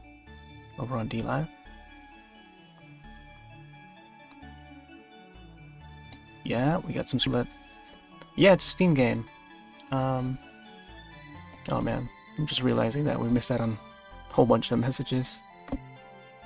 Don't normally get people joining in. I feel like, I don't know, today seems like an unordinary day for some reason.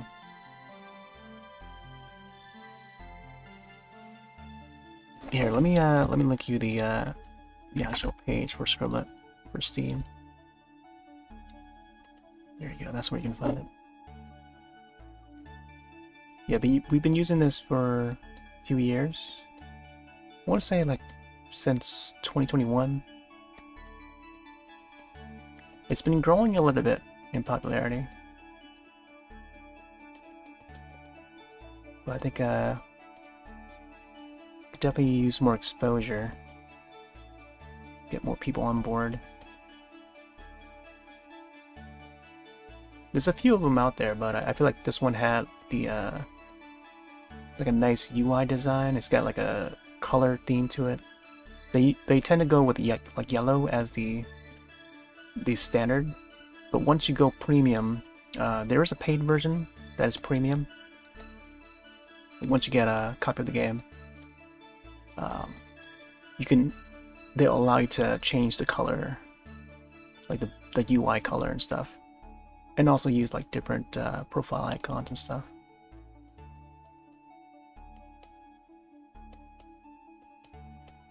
But everything else you can still play all the game modes that you can access regularly.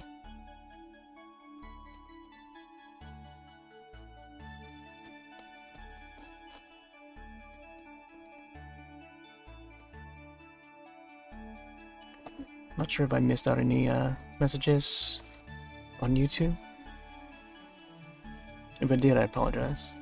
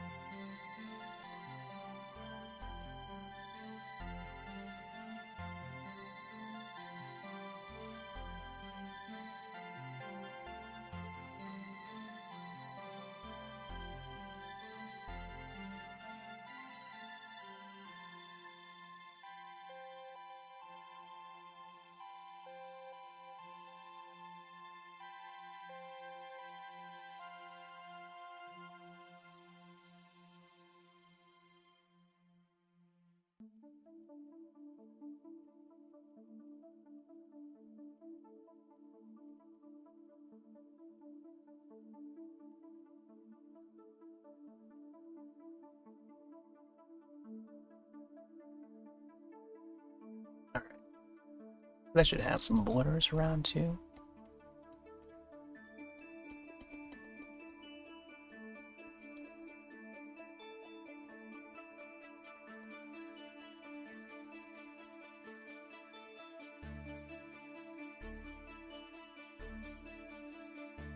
It's a very autumny color. I think along with the autumn colors, I feel like the instrument could also be like a different color. I feel like this green is like a default leaf color green. I don't know. I feel like it could be like a brownish color instead, but I think having more greens to represent these Koroks is ideal. Because they're meant to be like nature oriented.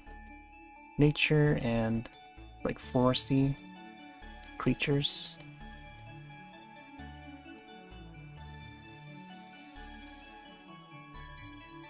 So I don't want to go too wild on the coloring and stuff.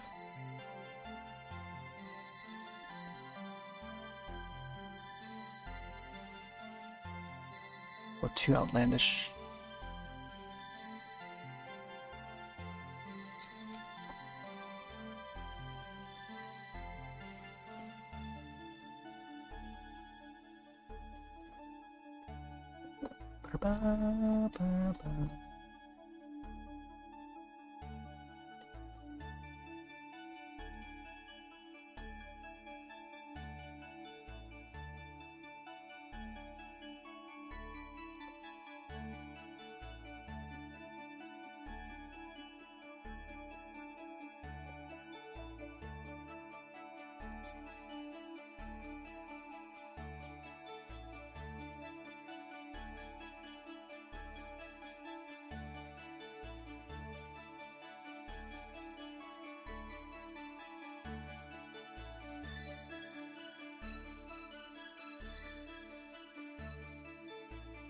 Alright.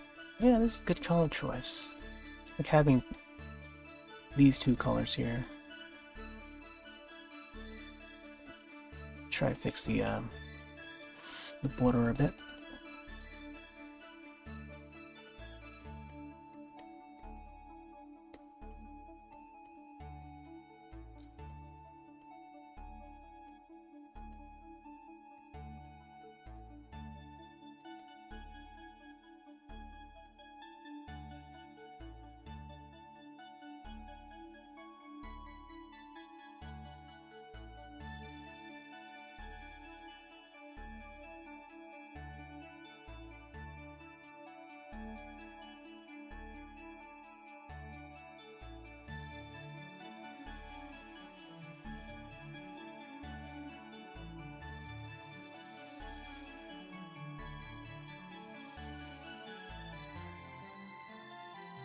Okay, let's do a save.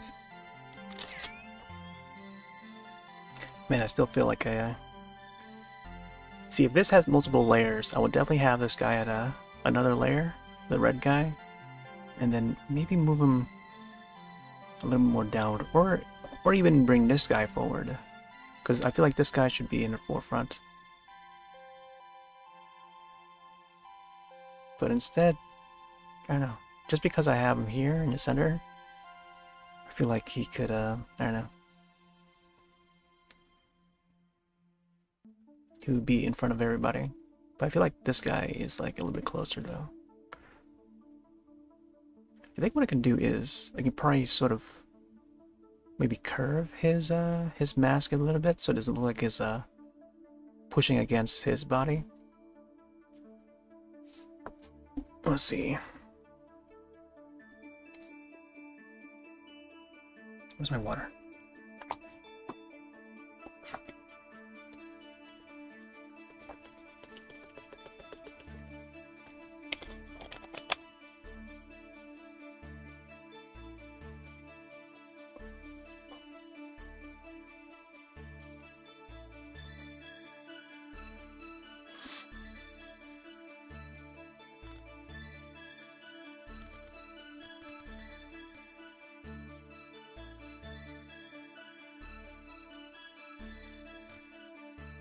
Just to see how this yellow would look on his body.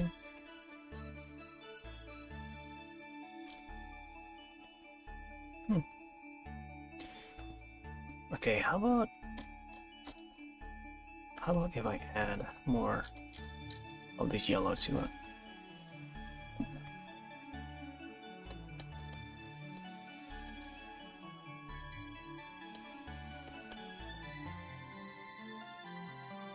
I was thinking to maybe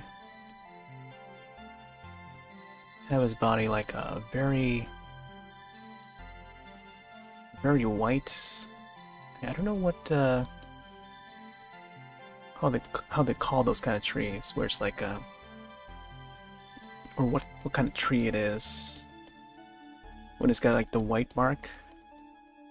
And those kind of barks are usually the ones that's like easily burnable. Like if you build a campfire, I think those would be like one of the first ones to start like a little kindle.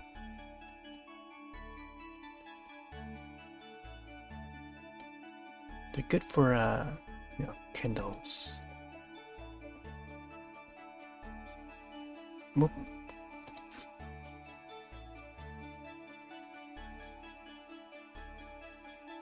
Yeah, I don't know about this location of this arm. Yeah, I feel like it's like Patrick from SpongeBob that's wearing a mask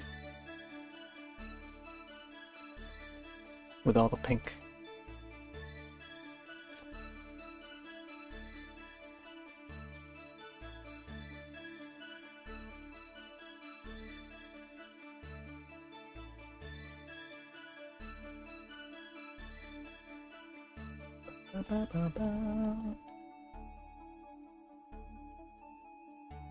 I'll definitely have to add the shadows afterwards.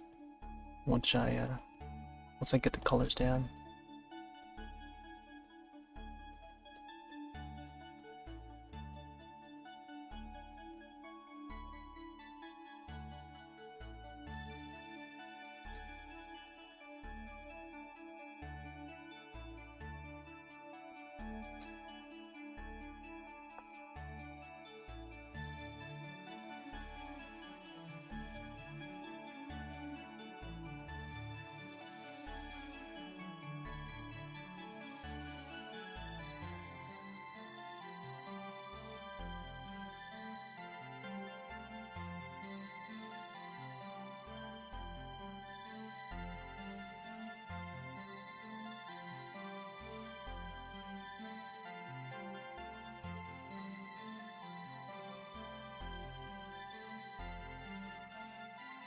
Yeah, I feel like the beige, like mixing it with the pink, it gives off like this beige sort of hue.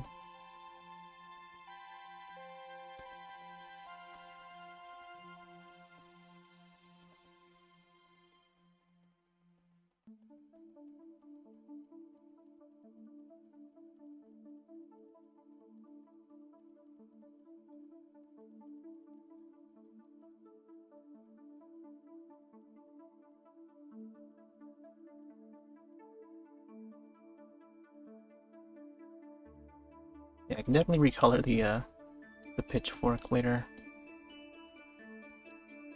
Just gotta get the colors in.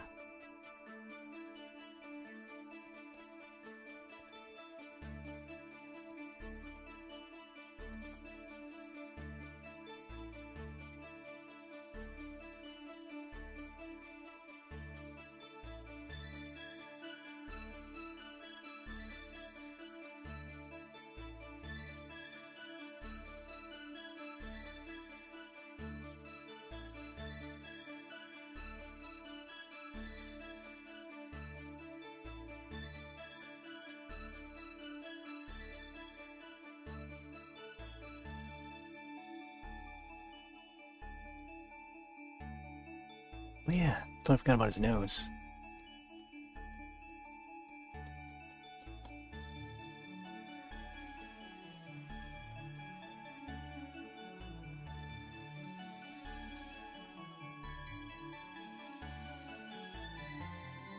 Hmm.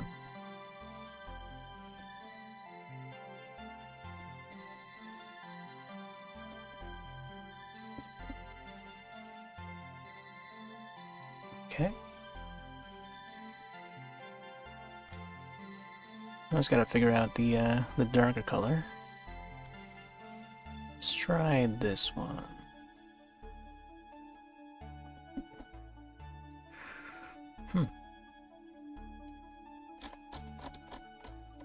Try to figure out a pattern for this guy.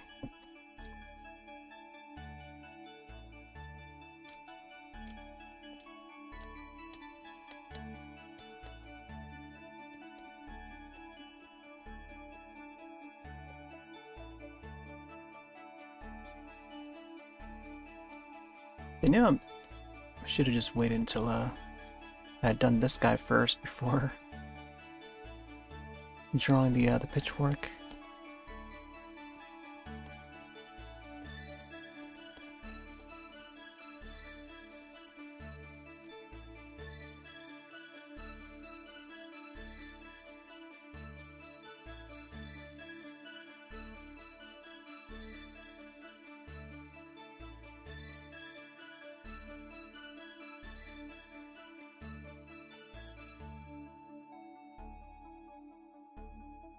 And maybe I should have like this color first, and then have the beige color as like the secondary color. It's okay. Maybe I can go a little darker. Like maybe have this color?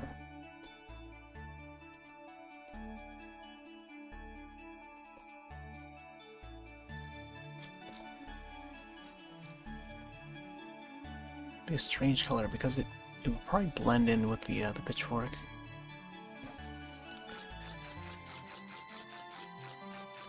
Yeah, maybe I'll try to keep it light. Or use the dark color as like a shade.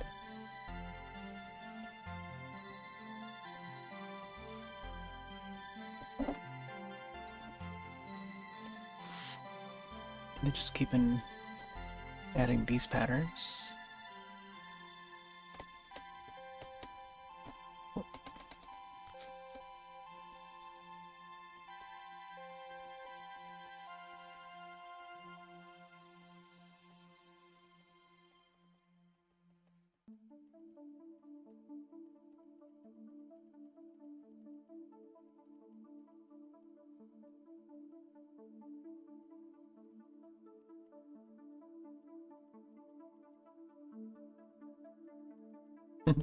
It kind of looks like a different, like chocolate pudding flavored.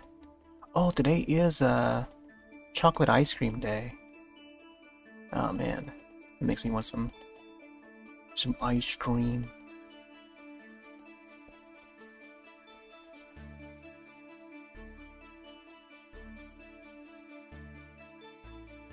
Seems like each of these Koroks are like a different flavor.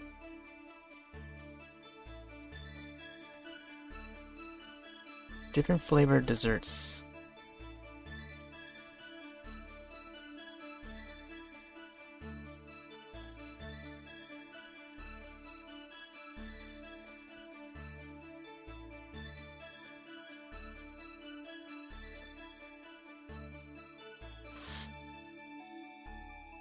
Ba-da-ba, ba-da-ba.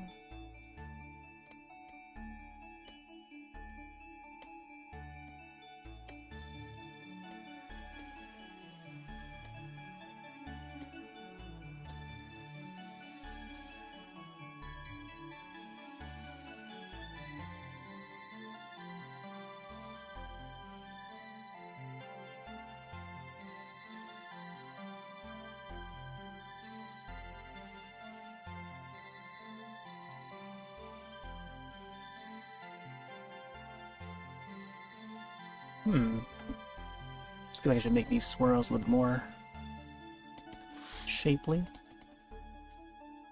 This one should maybe curve down or something.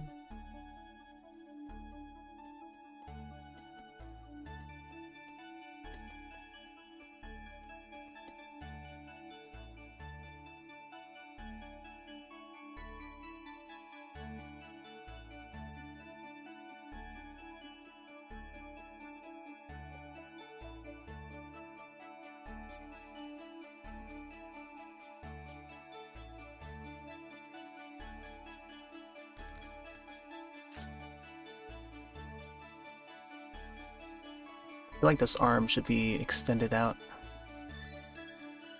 Let's see if we can actually fix that.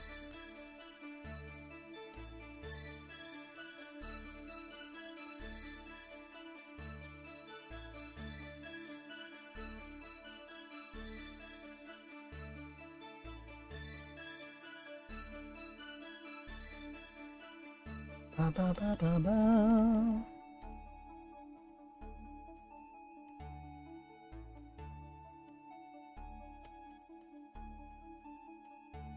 Just gotta make sure the borders are all set.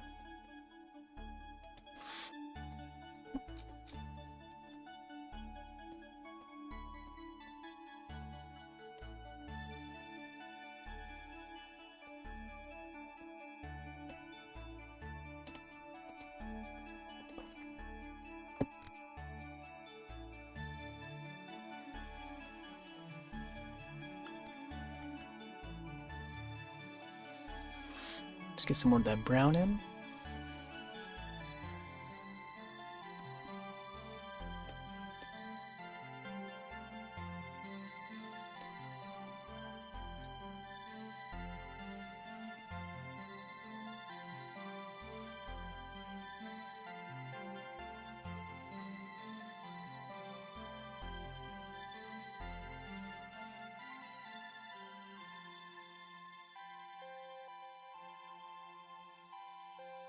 Mmm, chocolate pudding.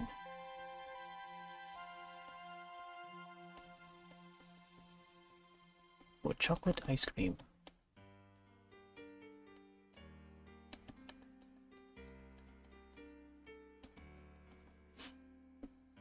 Yeah, I feel like the leg could also be colored. Maybe at the feet, do it like a little browning down there too.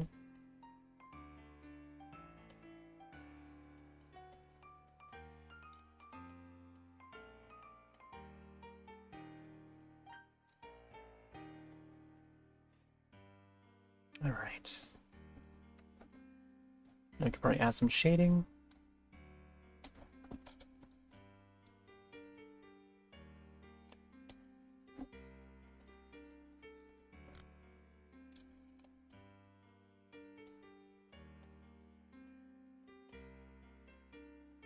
Well, even adding the shading looks like it's giving out that brownish color too.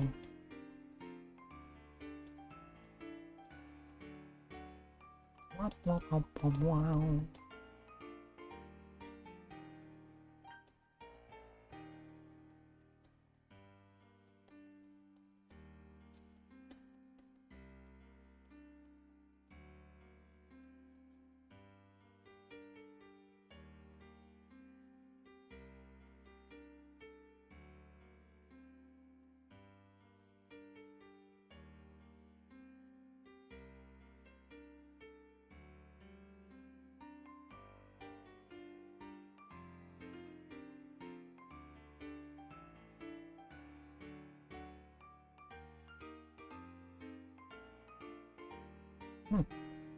So notice this guy has like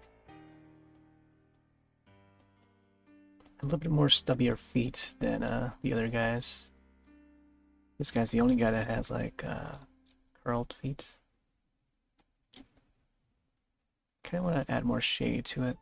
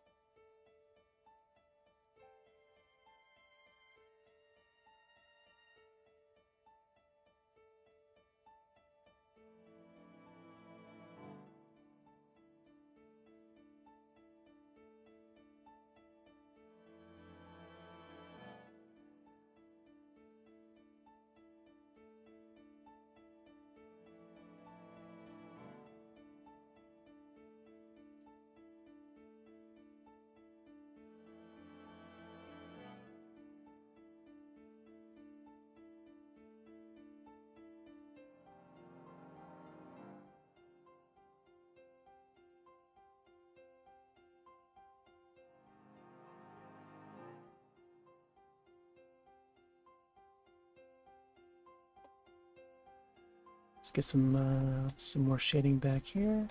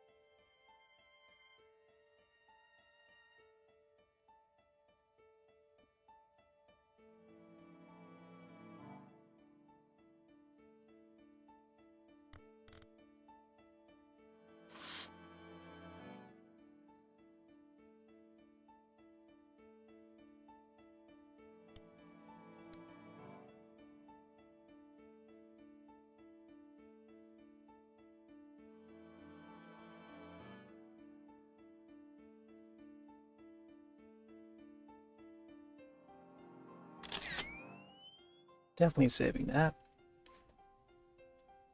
I feel like I should add more coloring to the instruments. Some highlights or something.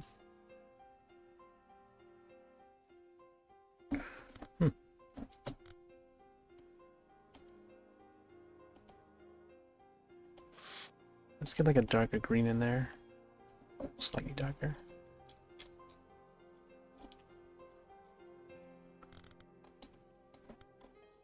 Just lightly go across here.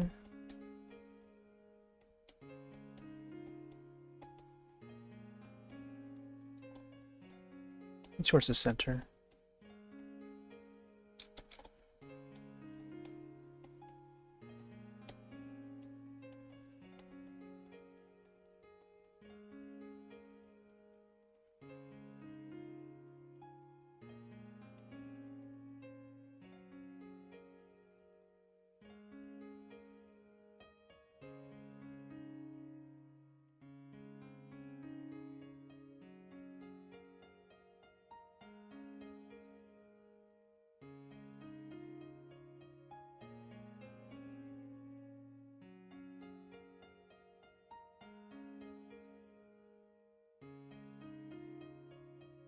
It also looks like a little beetle, like this instrument.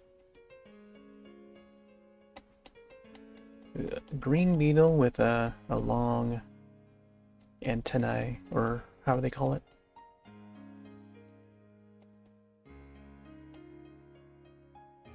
There you go. We got some more shadows on it.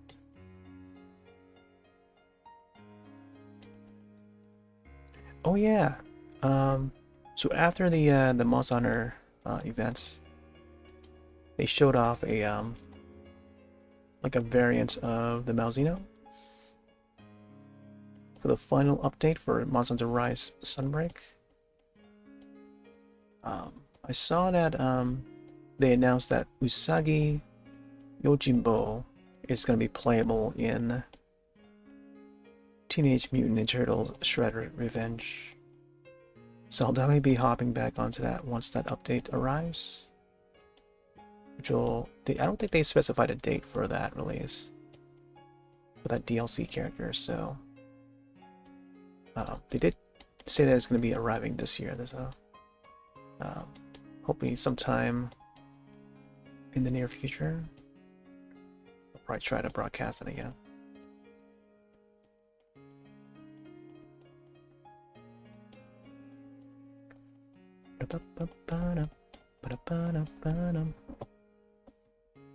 Alright. For the most part, we are good with this drawing. I think I might want to just add some leaves, some random leaves on the ground before we close it out.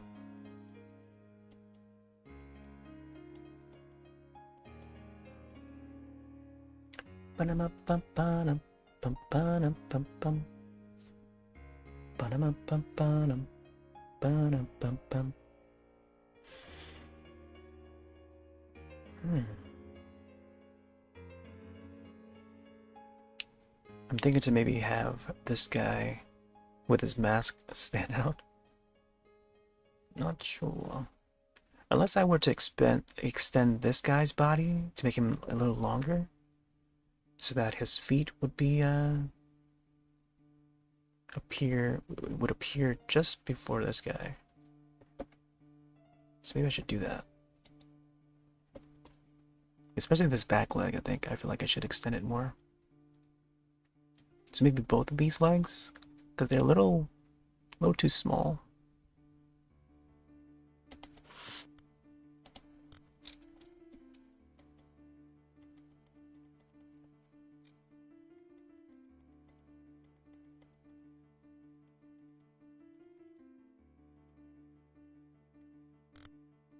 Bum, bum, bum, bum, bum, bum.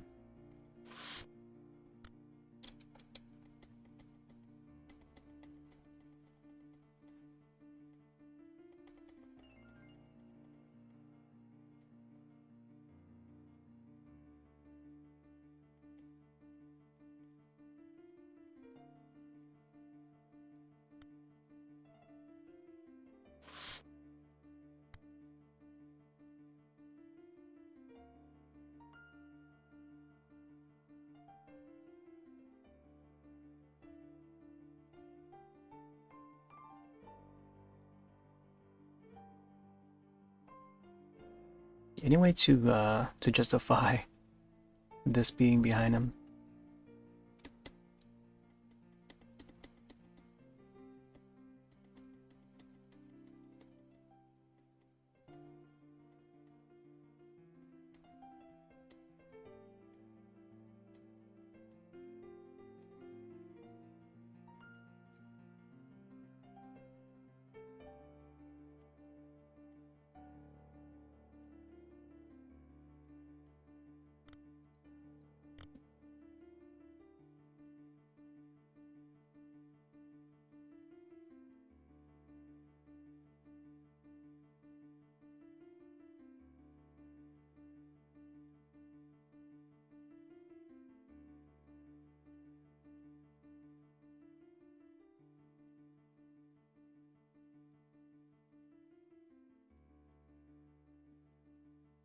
Hey there, Young.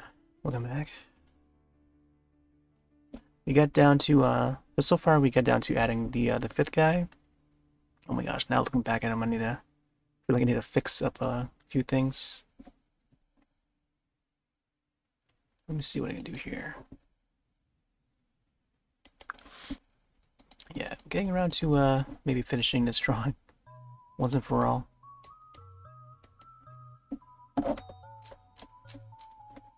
I feel like we spent too many sessions with this one drawing.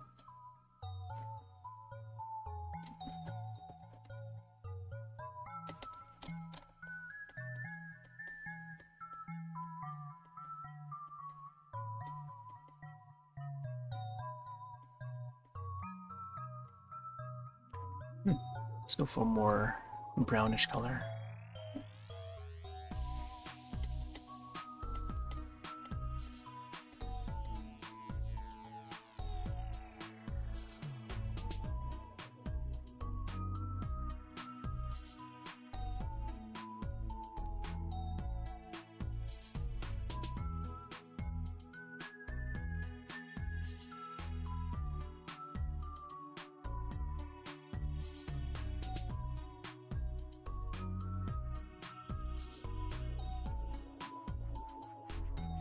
Yeah, I was mentioning how the new Monster Hunter update has they were announcing, well, they announced another variant of Malzeno as the final edition, final monster that gonna be adding.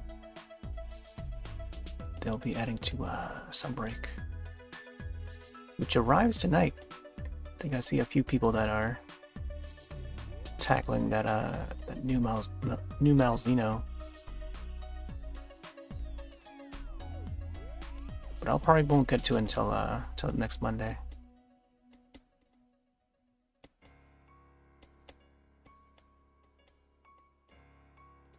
There we go. Now it's a little bit softer.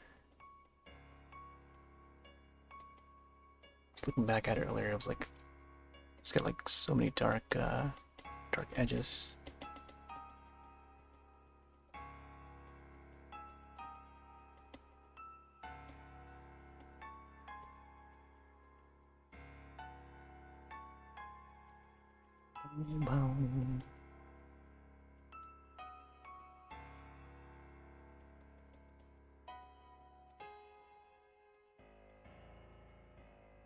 There you go, something like that.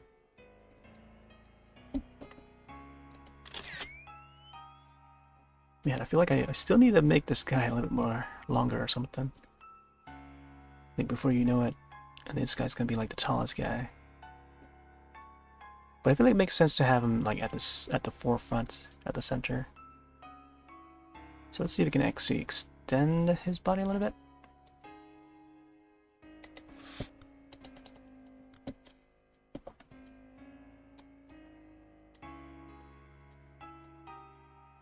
Like him chunky, yeah. Yeah, some would be chunky, some would be, you know, the tally guy. We can have a chunky and a tally guy.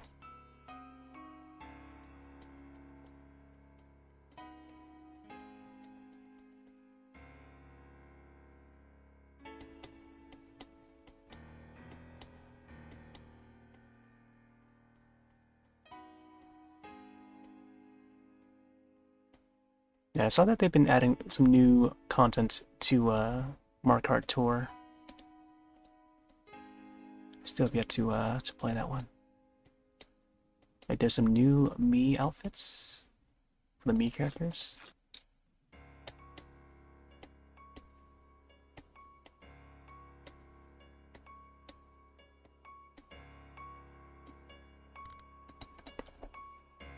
And then trying to reach their friend.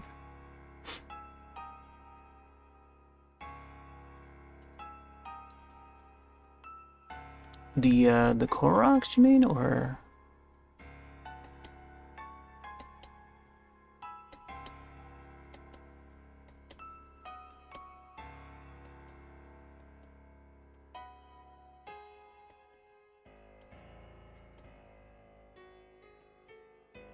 I think they're just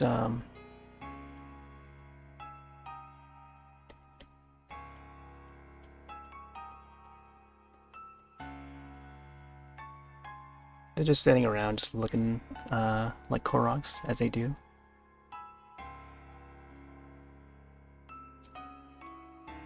Oh, yeah, no, they're just doing what Koroks do, hanging out.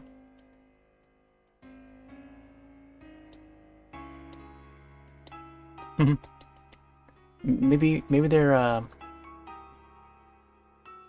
looking around for other Koroks.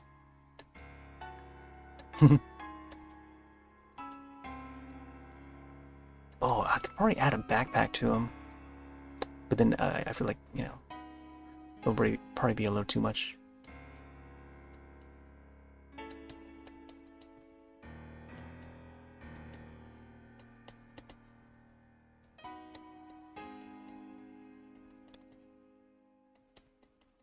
I think those would be the traveling Koroks when they're like exploring the world.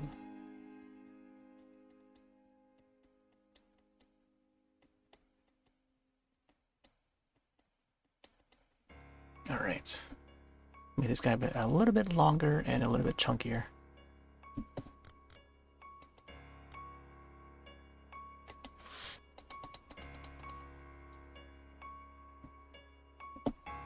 Yeah, the backpacks.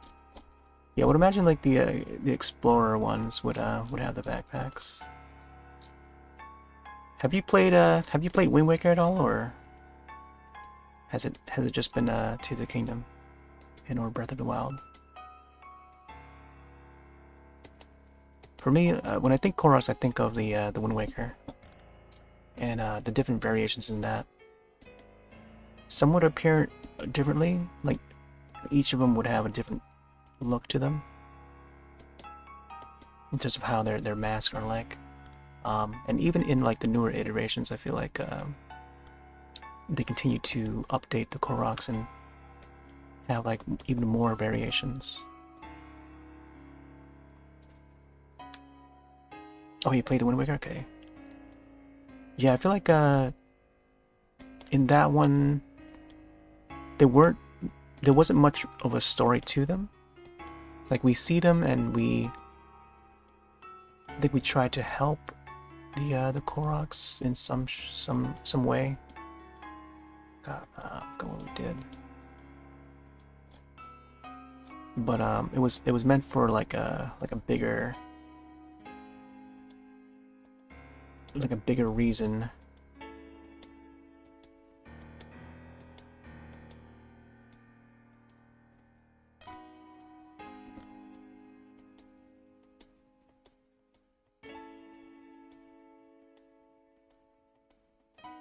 Oh man, going around this border side here is like a little bit awkward.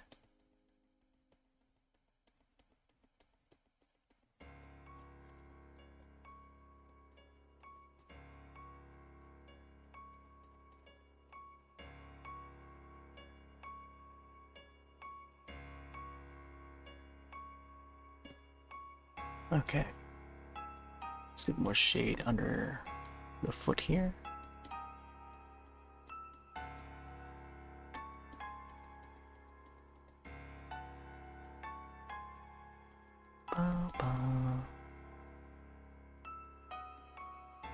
feel like I should still have some shadows underneath each one, like how I have this guy.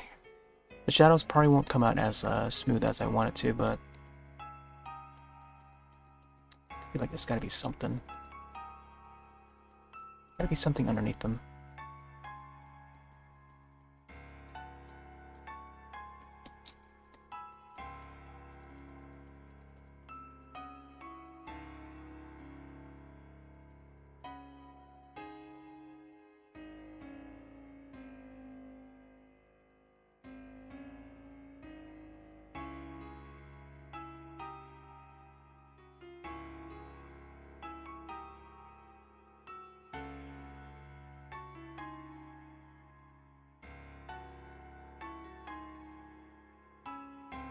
Okay.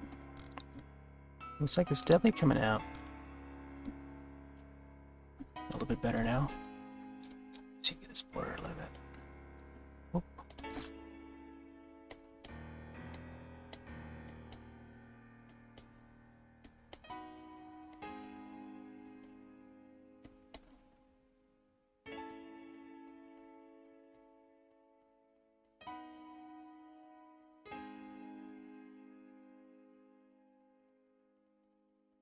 Hey, some more shadows there. Any way to distinguish this guy from this guy here? It's a little bit better. I feel I should add some more lighter shadows around here, belly.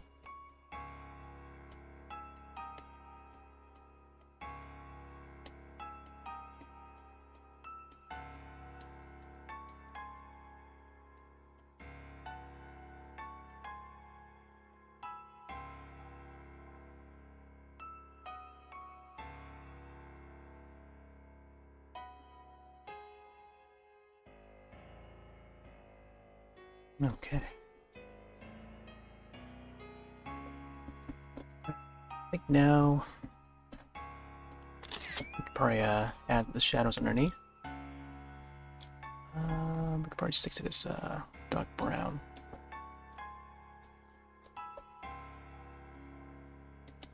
I was thinking to maybe add some more leaves, like random leaves. And or branches along the side. Oh yeah, I gotta fix this thing here too. Pitchfork.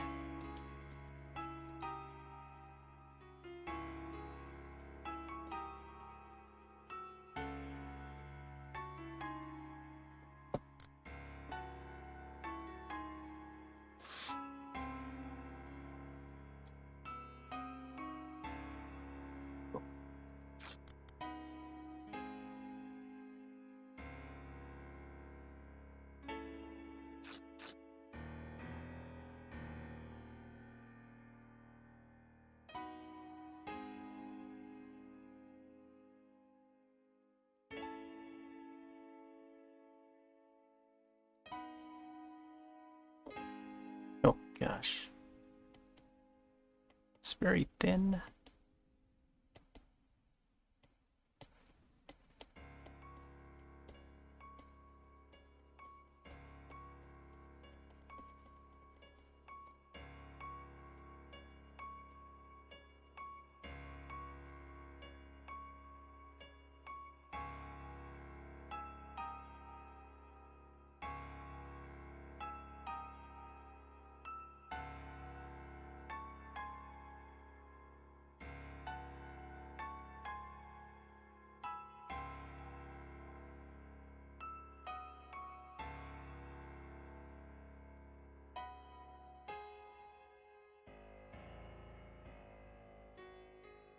Getting back the pitchfork. It's been faded out a little bit with the while I was coloring this guy's body.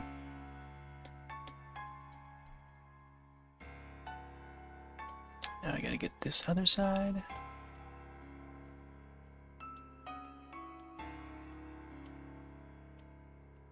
Thin lines are the most difficult, especially when it's like at like a very weird, awkward angle. There you go, some of that. Mm. Alright, take it easy, young. Yeah, I'll probably be finishing up this very soon. Once I add the shadows, I think maybe a couple leaves here, and then also my I gotta sign the drawing as well. All right, let's get some shadows yet. Let's go for a brownish, dark brown color.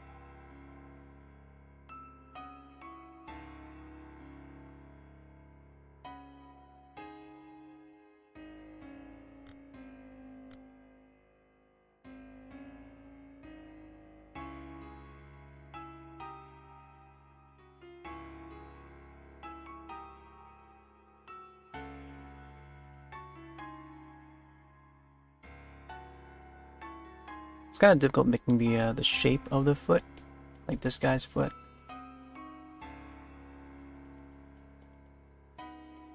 But once you get it down, and you know how the shadow's gonna go, and how the shape is gonna come out, then you're good.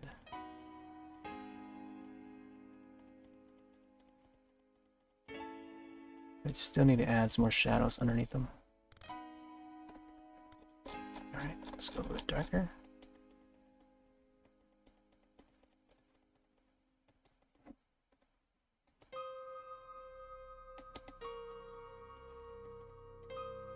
I feel like the lighting should be shining from. Like, I usually have it placed like up above.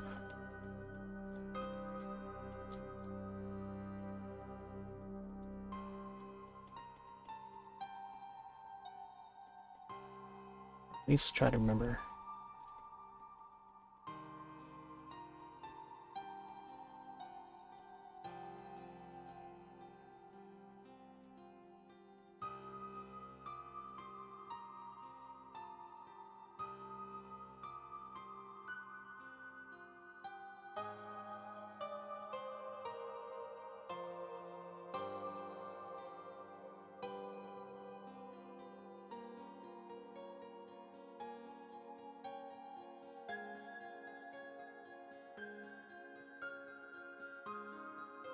Alright, let's get this guy.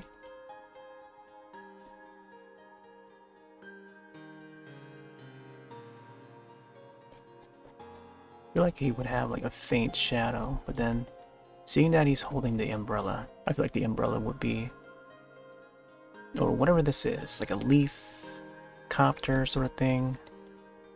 I feel like that would cast a shadow on both these guys, right beside this guy here.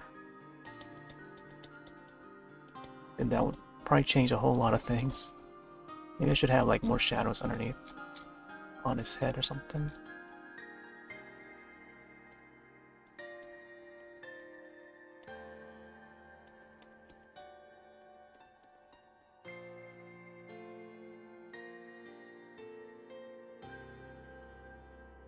Yeah, maybe have like more shadows here on this top backside. At least that's how I imagine it would have.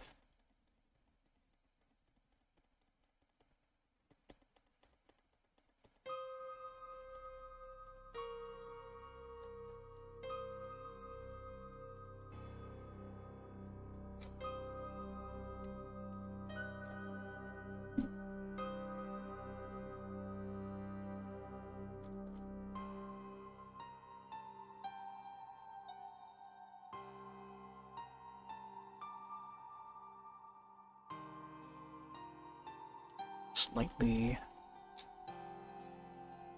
have some more shadows back here. I think having the shadow just fade around his legs is probably more ideal. It shows that, you know, there's this depth and height on these characters.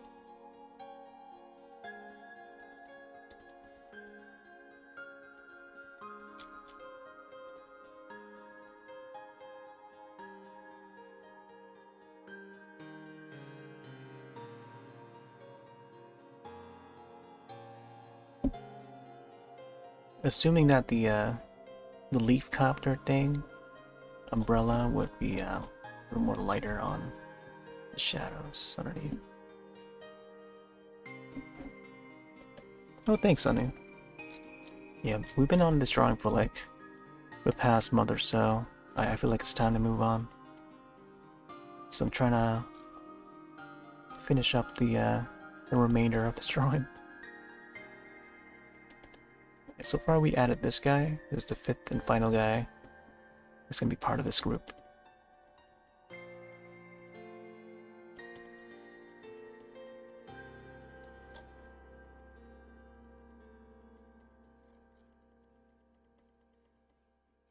But yeah, we'll probably finish it in like the next 15 minutes or so.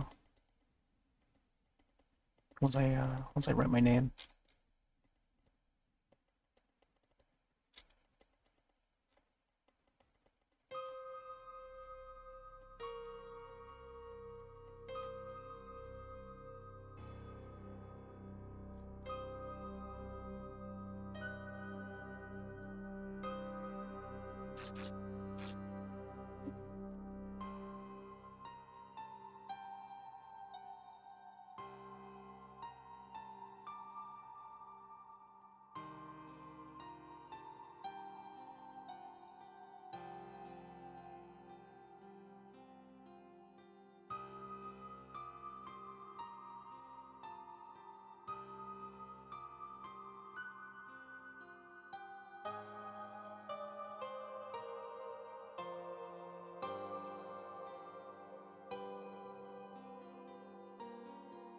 I feel like this part here should be a little more faded.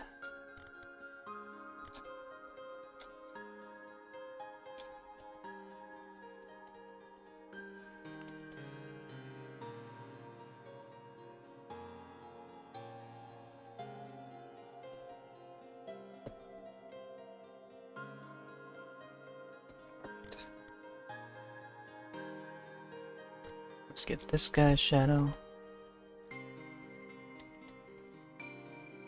Maybe I'll add like a leaf or two, like a stranded leaf.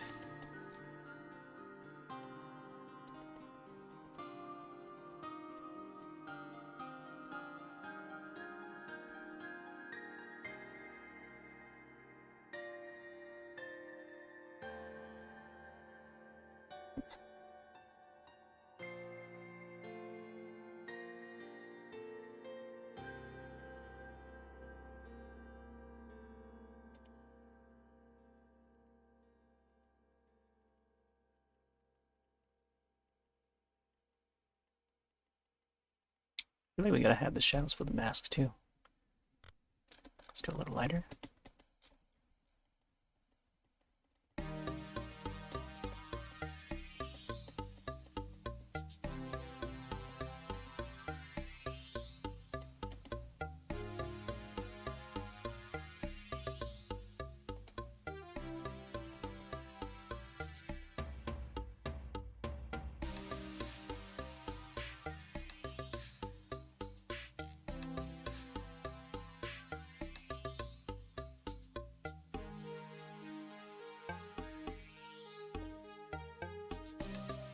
An event for VR chat. Oh, nice. We hope you have fun. VR chat is seems like a fun place to be at. I've seen a few folks participate. There's been some karaoke stuff that's been going on in the realm of VR chat. It seems like a new way to do like karaoke nowadays. It seems really fun. I'm friend with folks that I've met on Twitch Sings, a karaoke app. That was once a thing, and now they're doing like VR stuff, which is pretty cool. They got their own avatar, and they're doing karaoke within the VR chat, which is it's a whole nother level.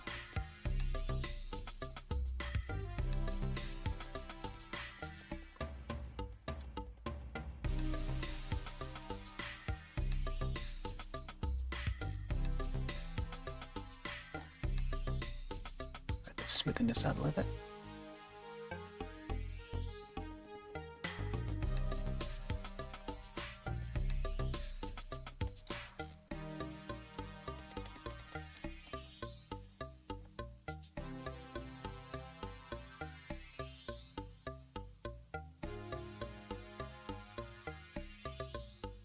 VHWB1 fun. There's a lot of degenerates on there, including you. Oh boy. Oh, I would imagine. I'd imagine all the. I mean, I've seen a few things here and there, but man, seems like a fun place to hang out.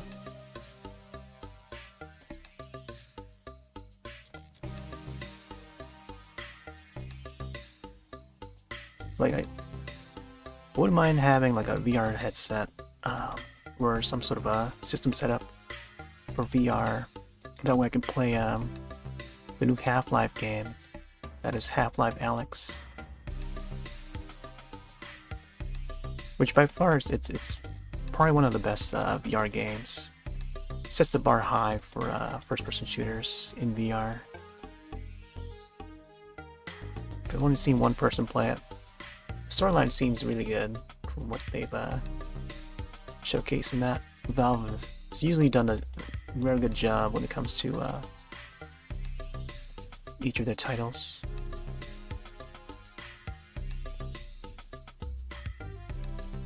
But yeah, it requires VR to play that one. Definitely a one day or a someday sort of a game for me. Once we get a hold of VR. All right, let's get like 1 or 2 leaves down here.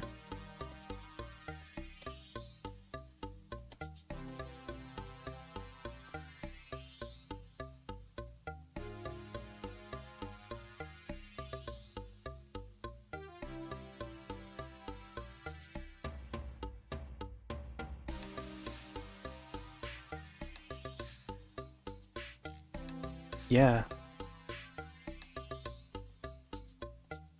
There's a few interesting VR games out there. Got a bunch of them wishlisted, but just haven't got around to trying it. Still more on the way too.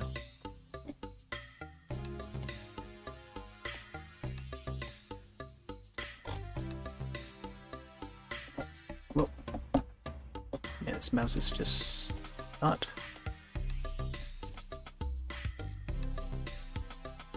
cooperating.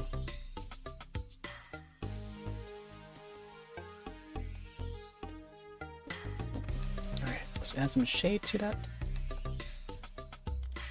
Quick leaves.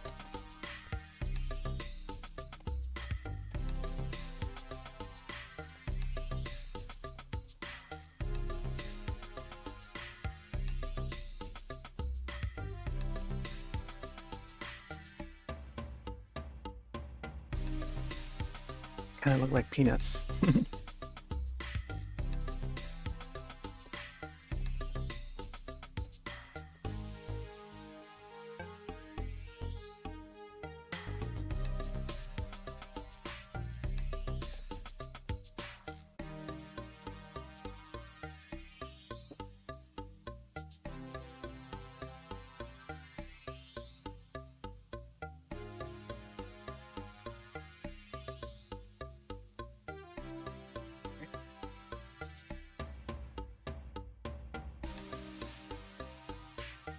I would definitely add more leaves, but I kind of want to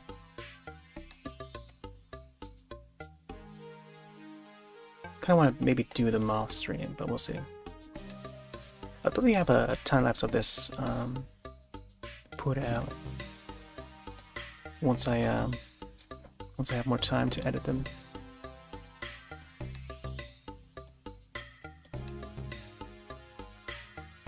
And then I'll have it uploaded.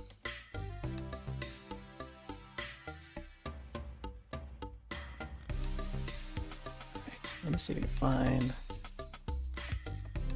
good spot. I think somewhere over here is where I should write.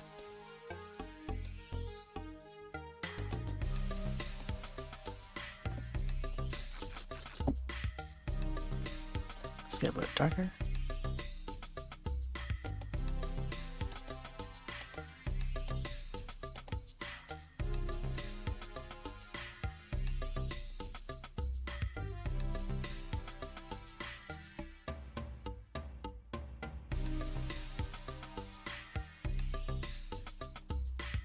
Oh, it's not even visible, is it? I think it is.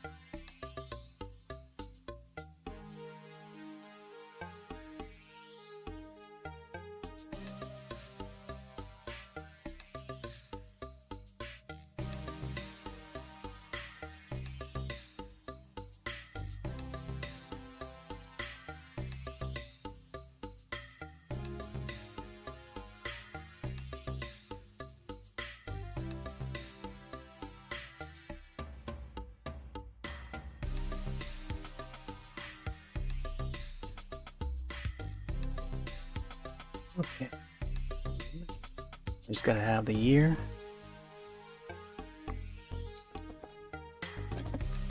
Let's try a little bit darker.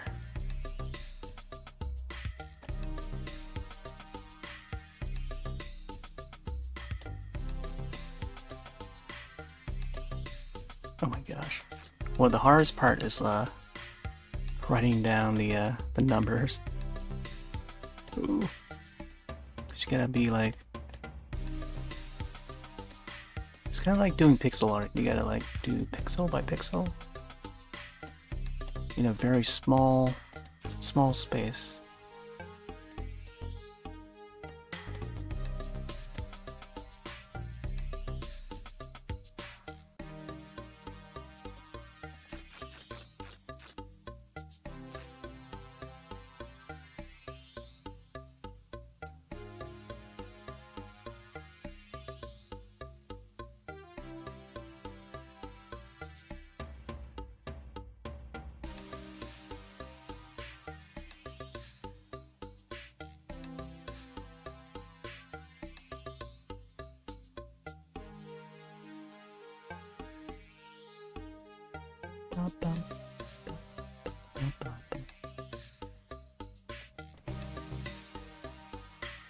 Oh my gosh, the 3.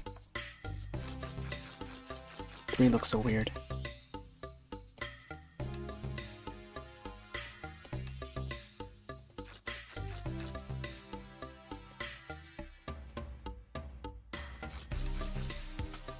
Yeah, just gotta be a little bit sharper. Man.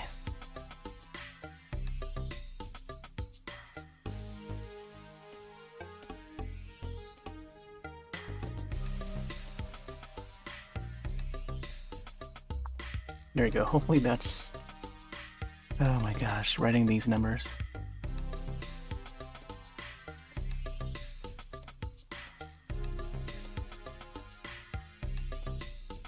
Sometimes I think of like Mortal Kombat for some reason when writing letters or numbers even, because of how Mortal Kombat 3 came out and it's got like this cool looking 3 with the Mortal Kombat logo, at the bottom part of the tree. Such a cool logo design for that game. Grew up being a big fan of the series and how they design their characters and the logos and everything. Music, big inspiration. And now they come out with like Mortal Kombat 1. Looking forward to seeing how that's going to turn out. Gameplay is going to be revealed during Summer Games Fest, and I can't wait. I think that's going to be in a few days. Or maybe even tomorrow. I think it might be tomorrow? Not sure. Gotta see what Jeff Keighley has tweeted about it. Alright. There we go. I think we are all set with this drawing for now. I think in terms of streaming wise, I think this is how it's gonna look. But I'll possibly add some more leaves afterwards on my own time before I finalize it. But for the most part, I think this is how it's gonna look without the extra leaves on the ground.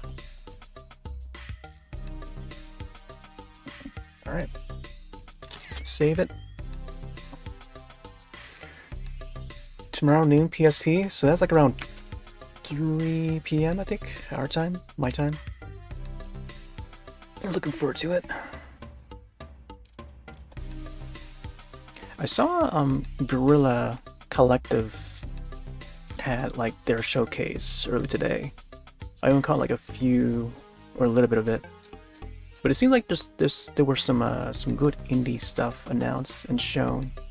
Some old stuff that I've known about already, but they seem to have like shown a little bit more gameplay of some of those titles. A lot of which are like Steam releases.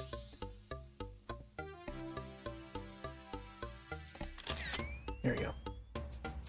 But yeah, I might have to go over what they showed. Because IGN, GameSpot covered it, and I only tuned in for a little bit. And yeah, some of it looked pretty cool. Yeah, I need to check it out too. But yeah. So I think this is it for this session. I'll try to get a time lapse of it up ASAP. Otherwise, I'll probably take my time doing it. So tomorrow, Thursday, could probably be Monster Hunter 3 Ultimates. We'll see. If not, I can probably swap it up to something else. We'll see. And then Zelda for the weekend. Classic Zelda and then new Zelda. That is Tears of the Kingdom here. Been enjoying it, but I can't wait to get back onto it and get the hot air balloon rebuilt.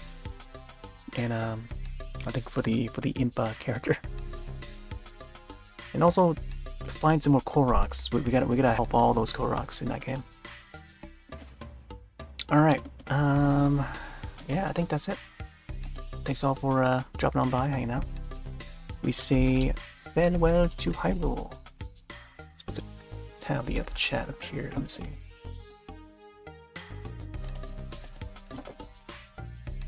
Farewell, Hyrule.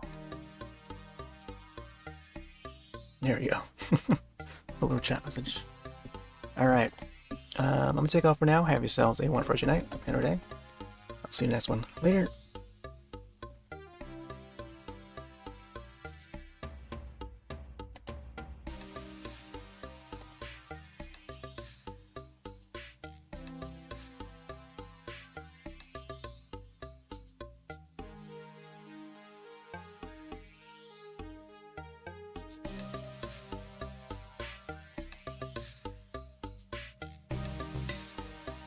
See you next time!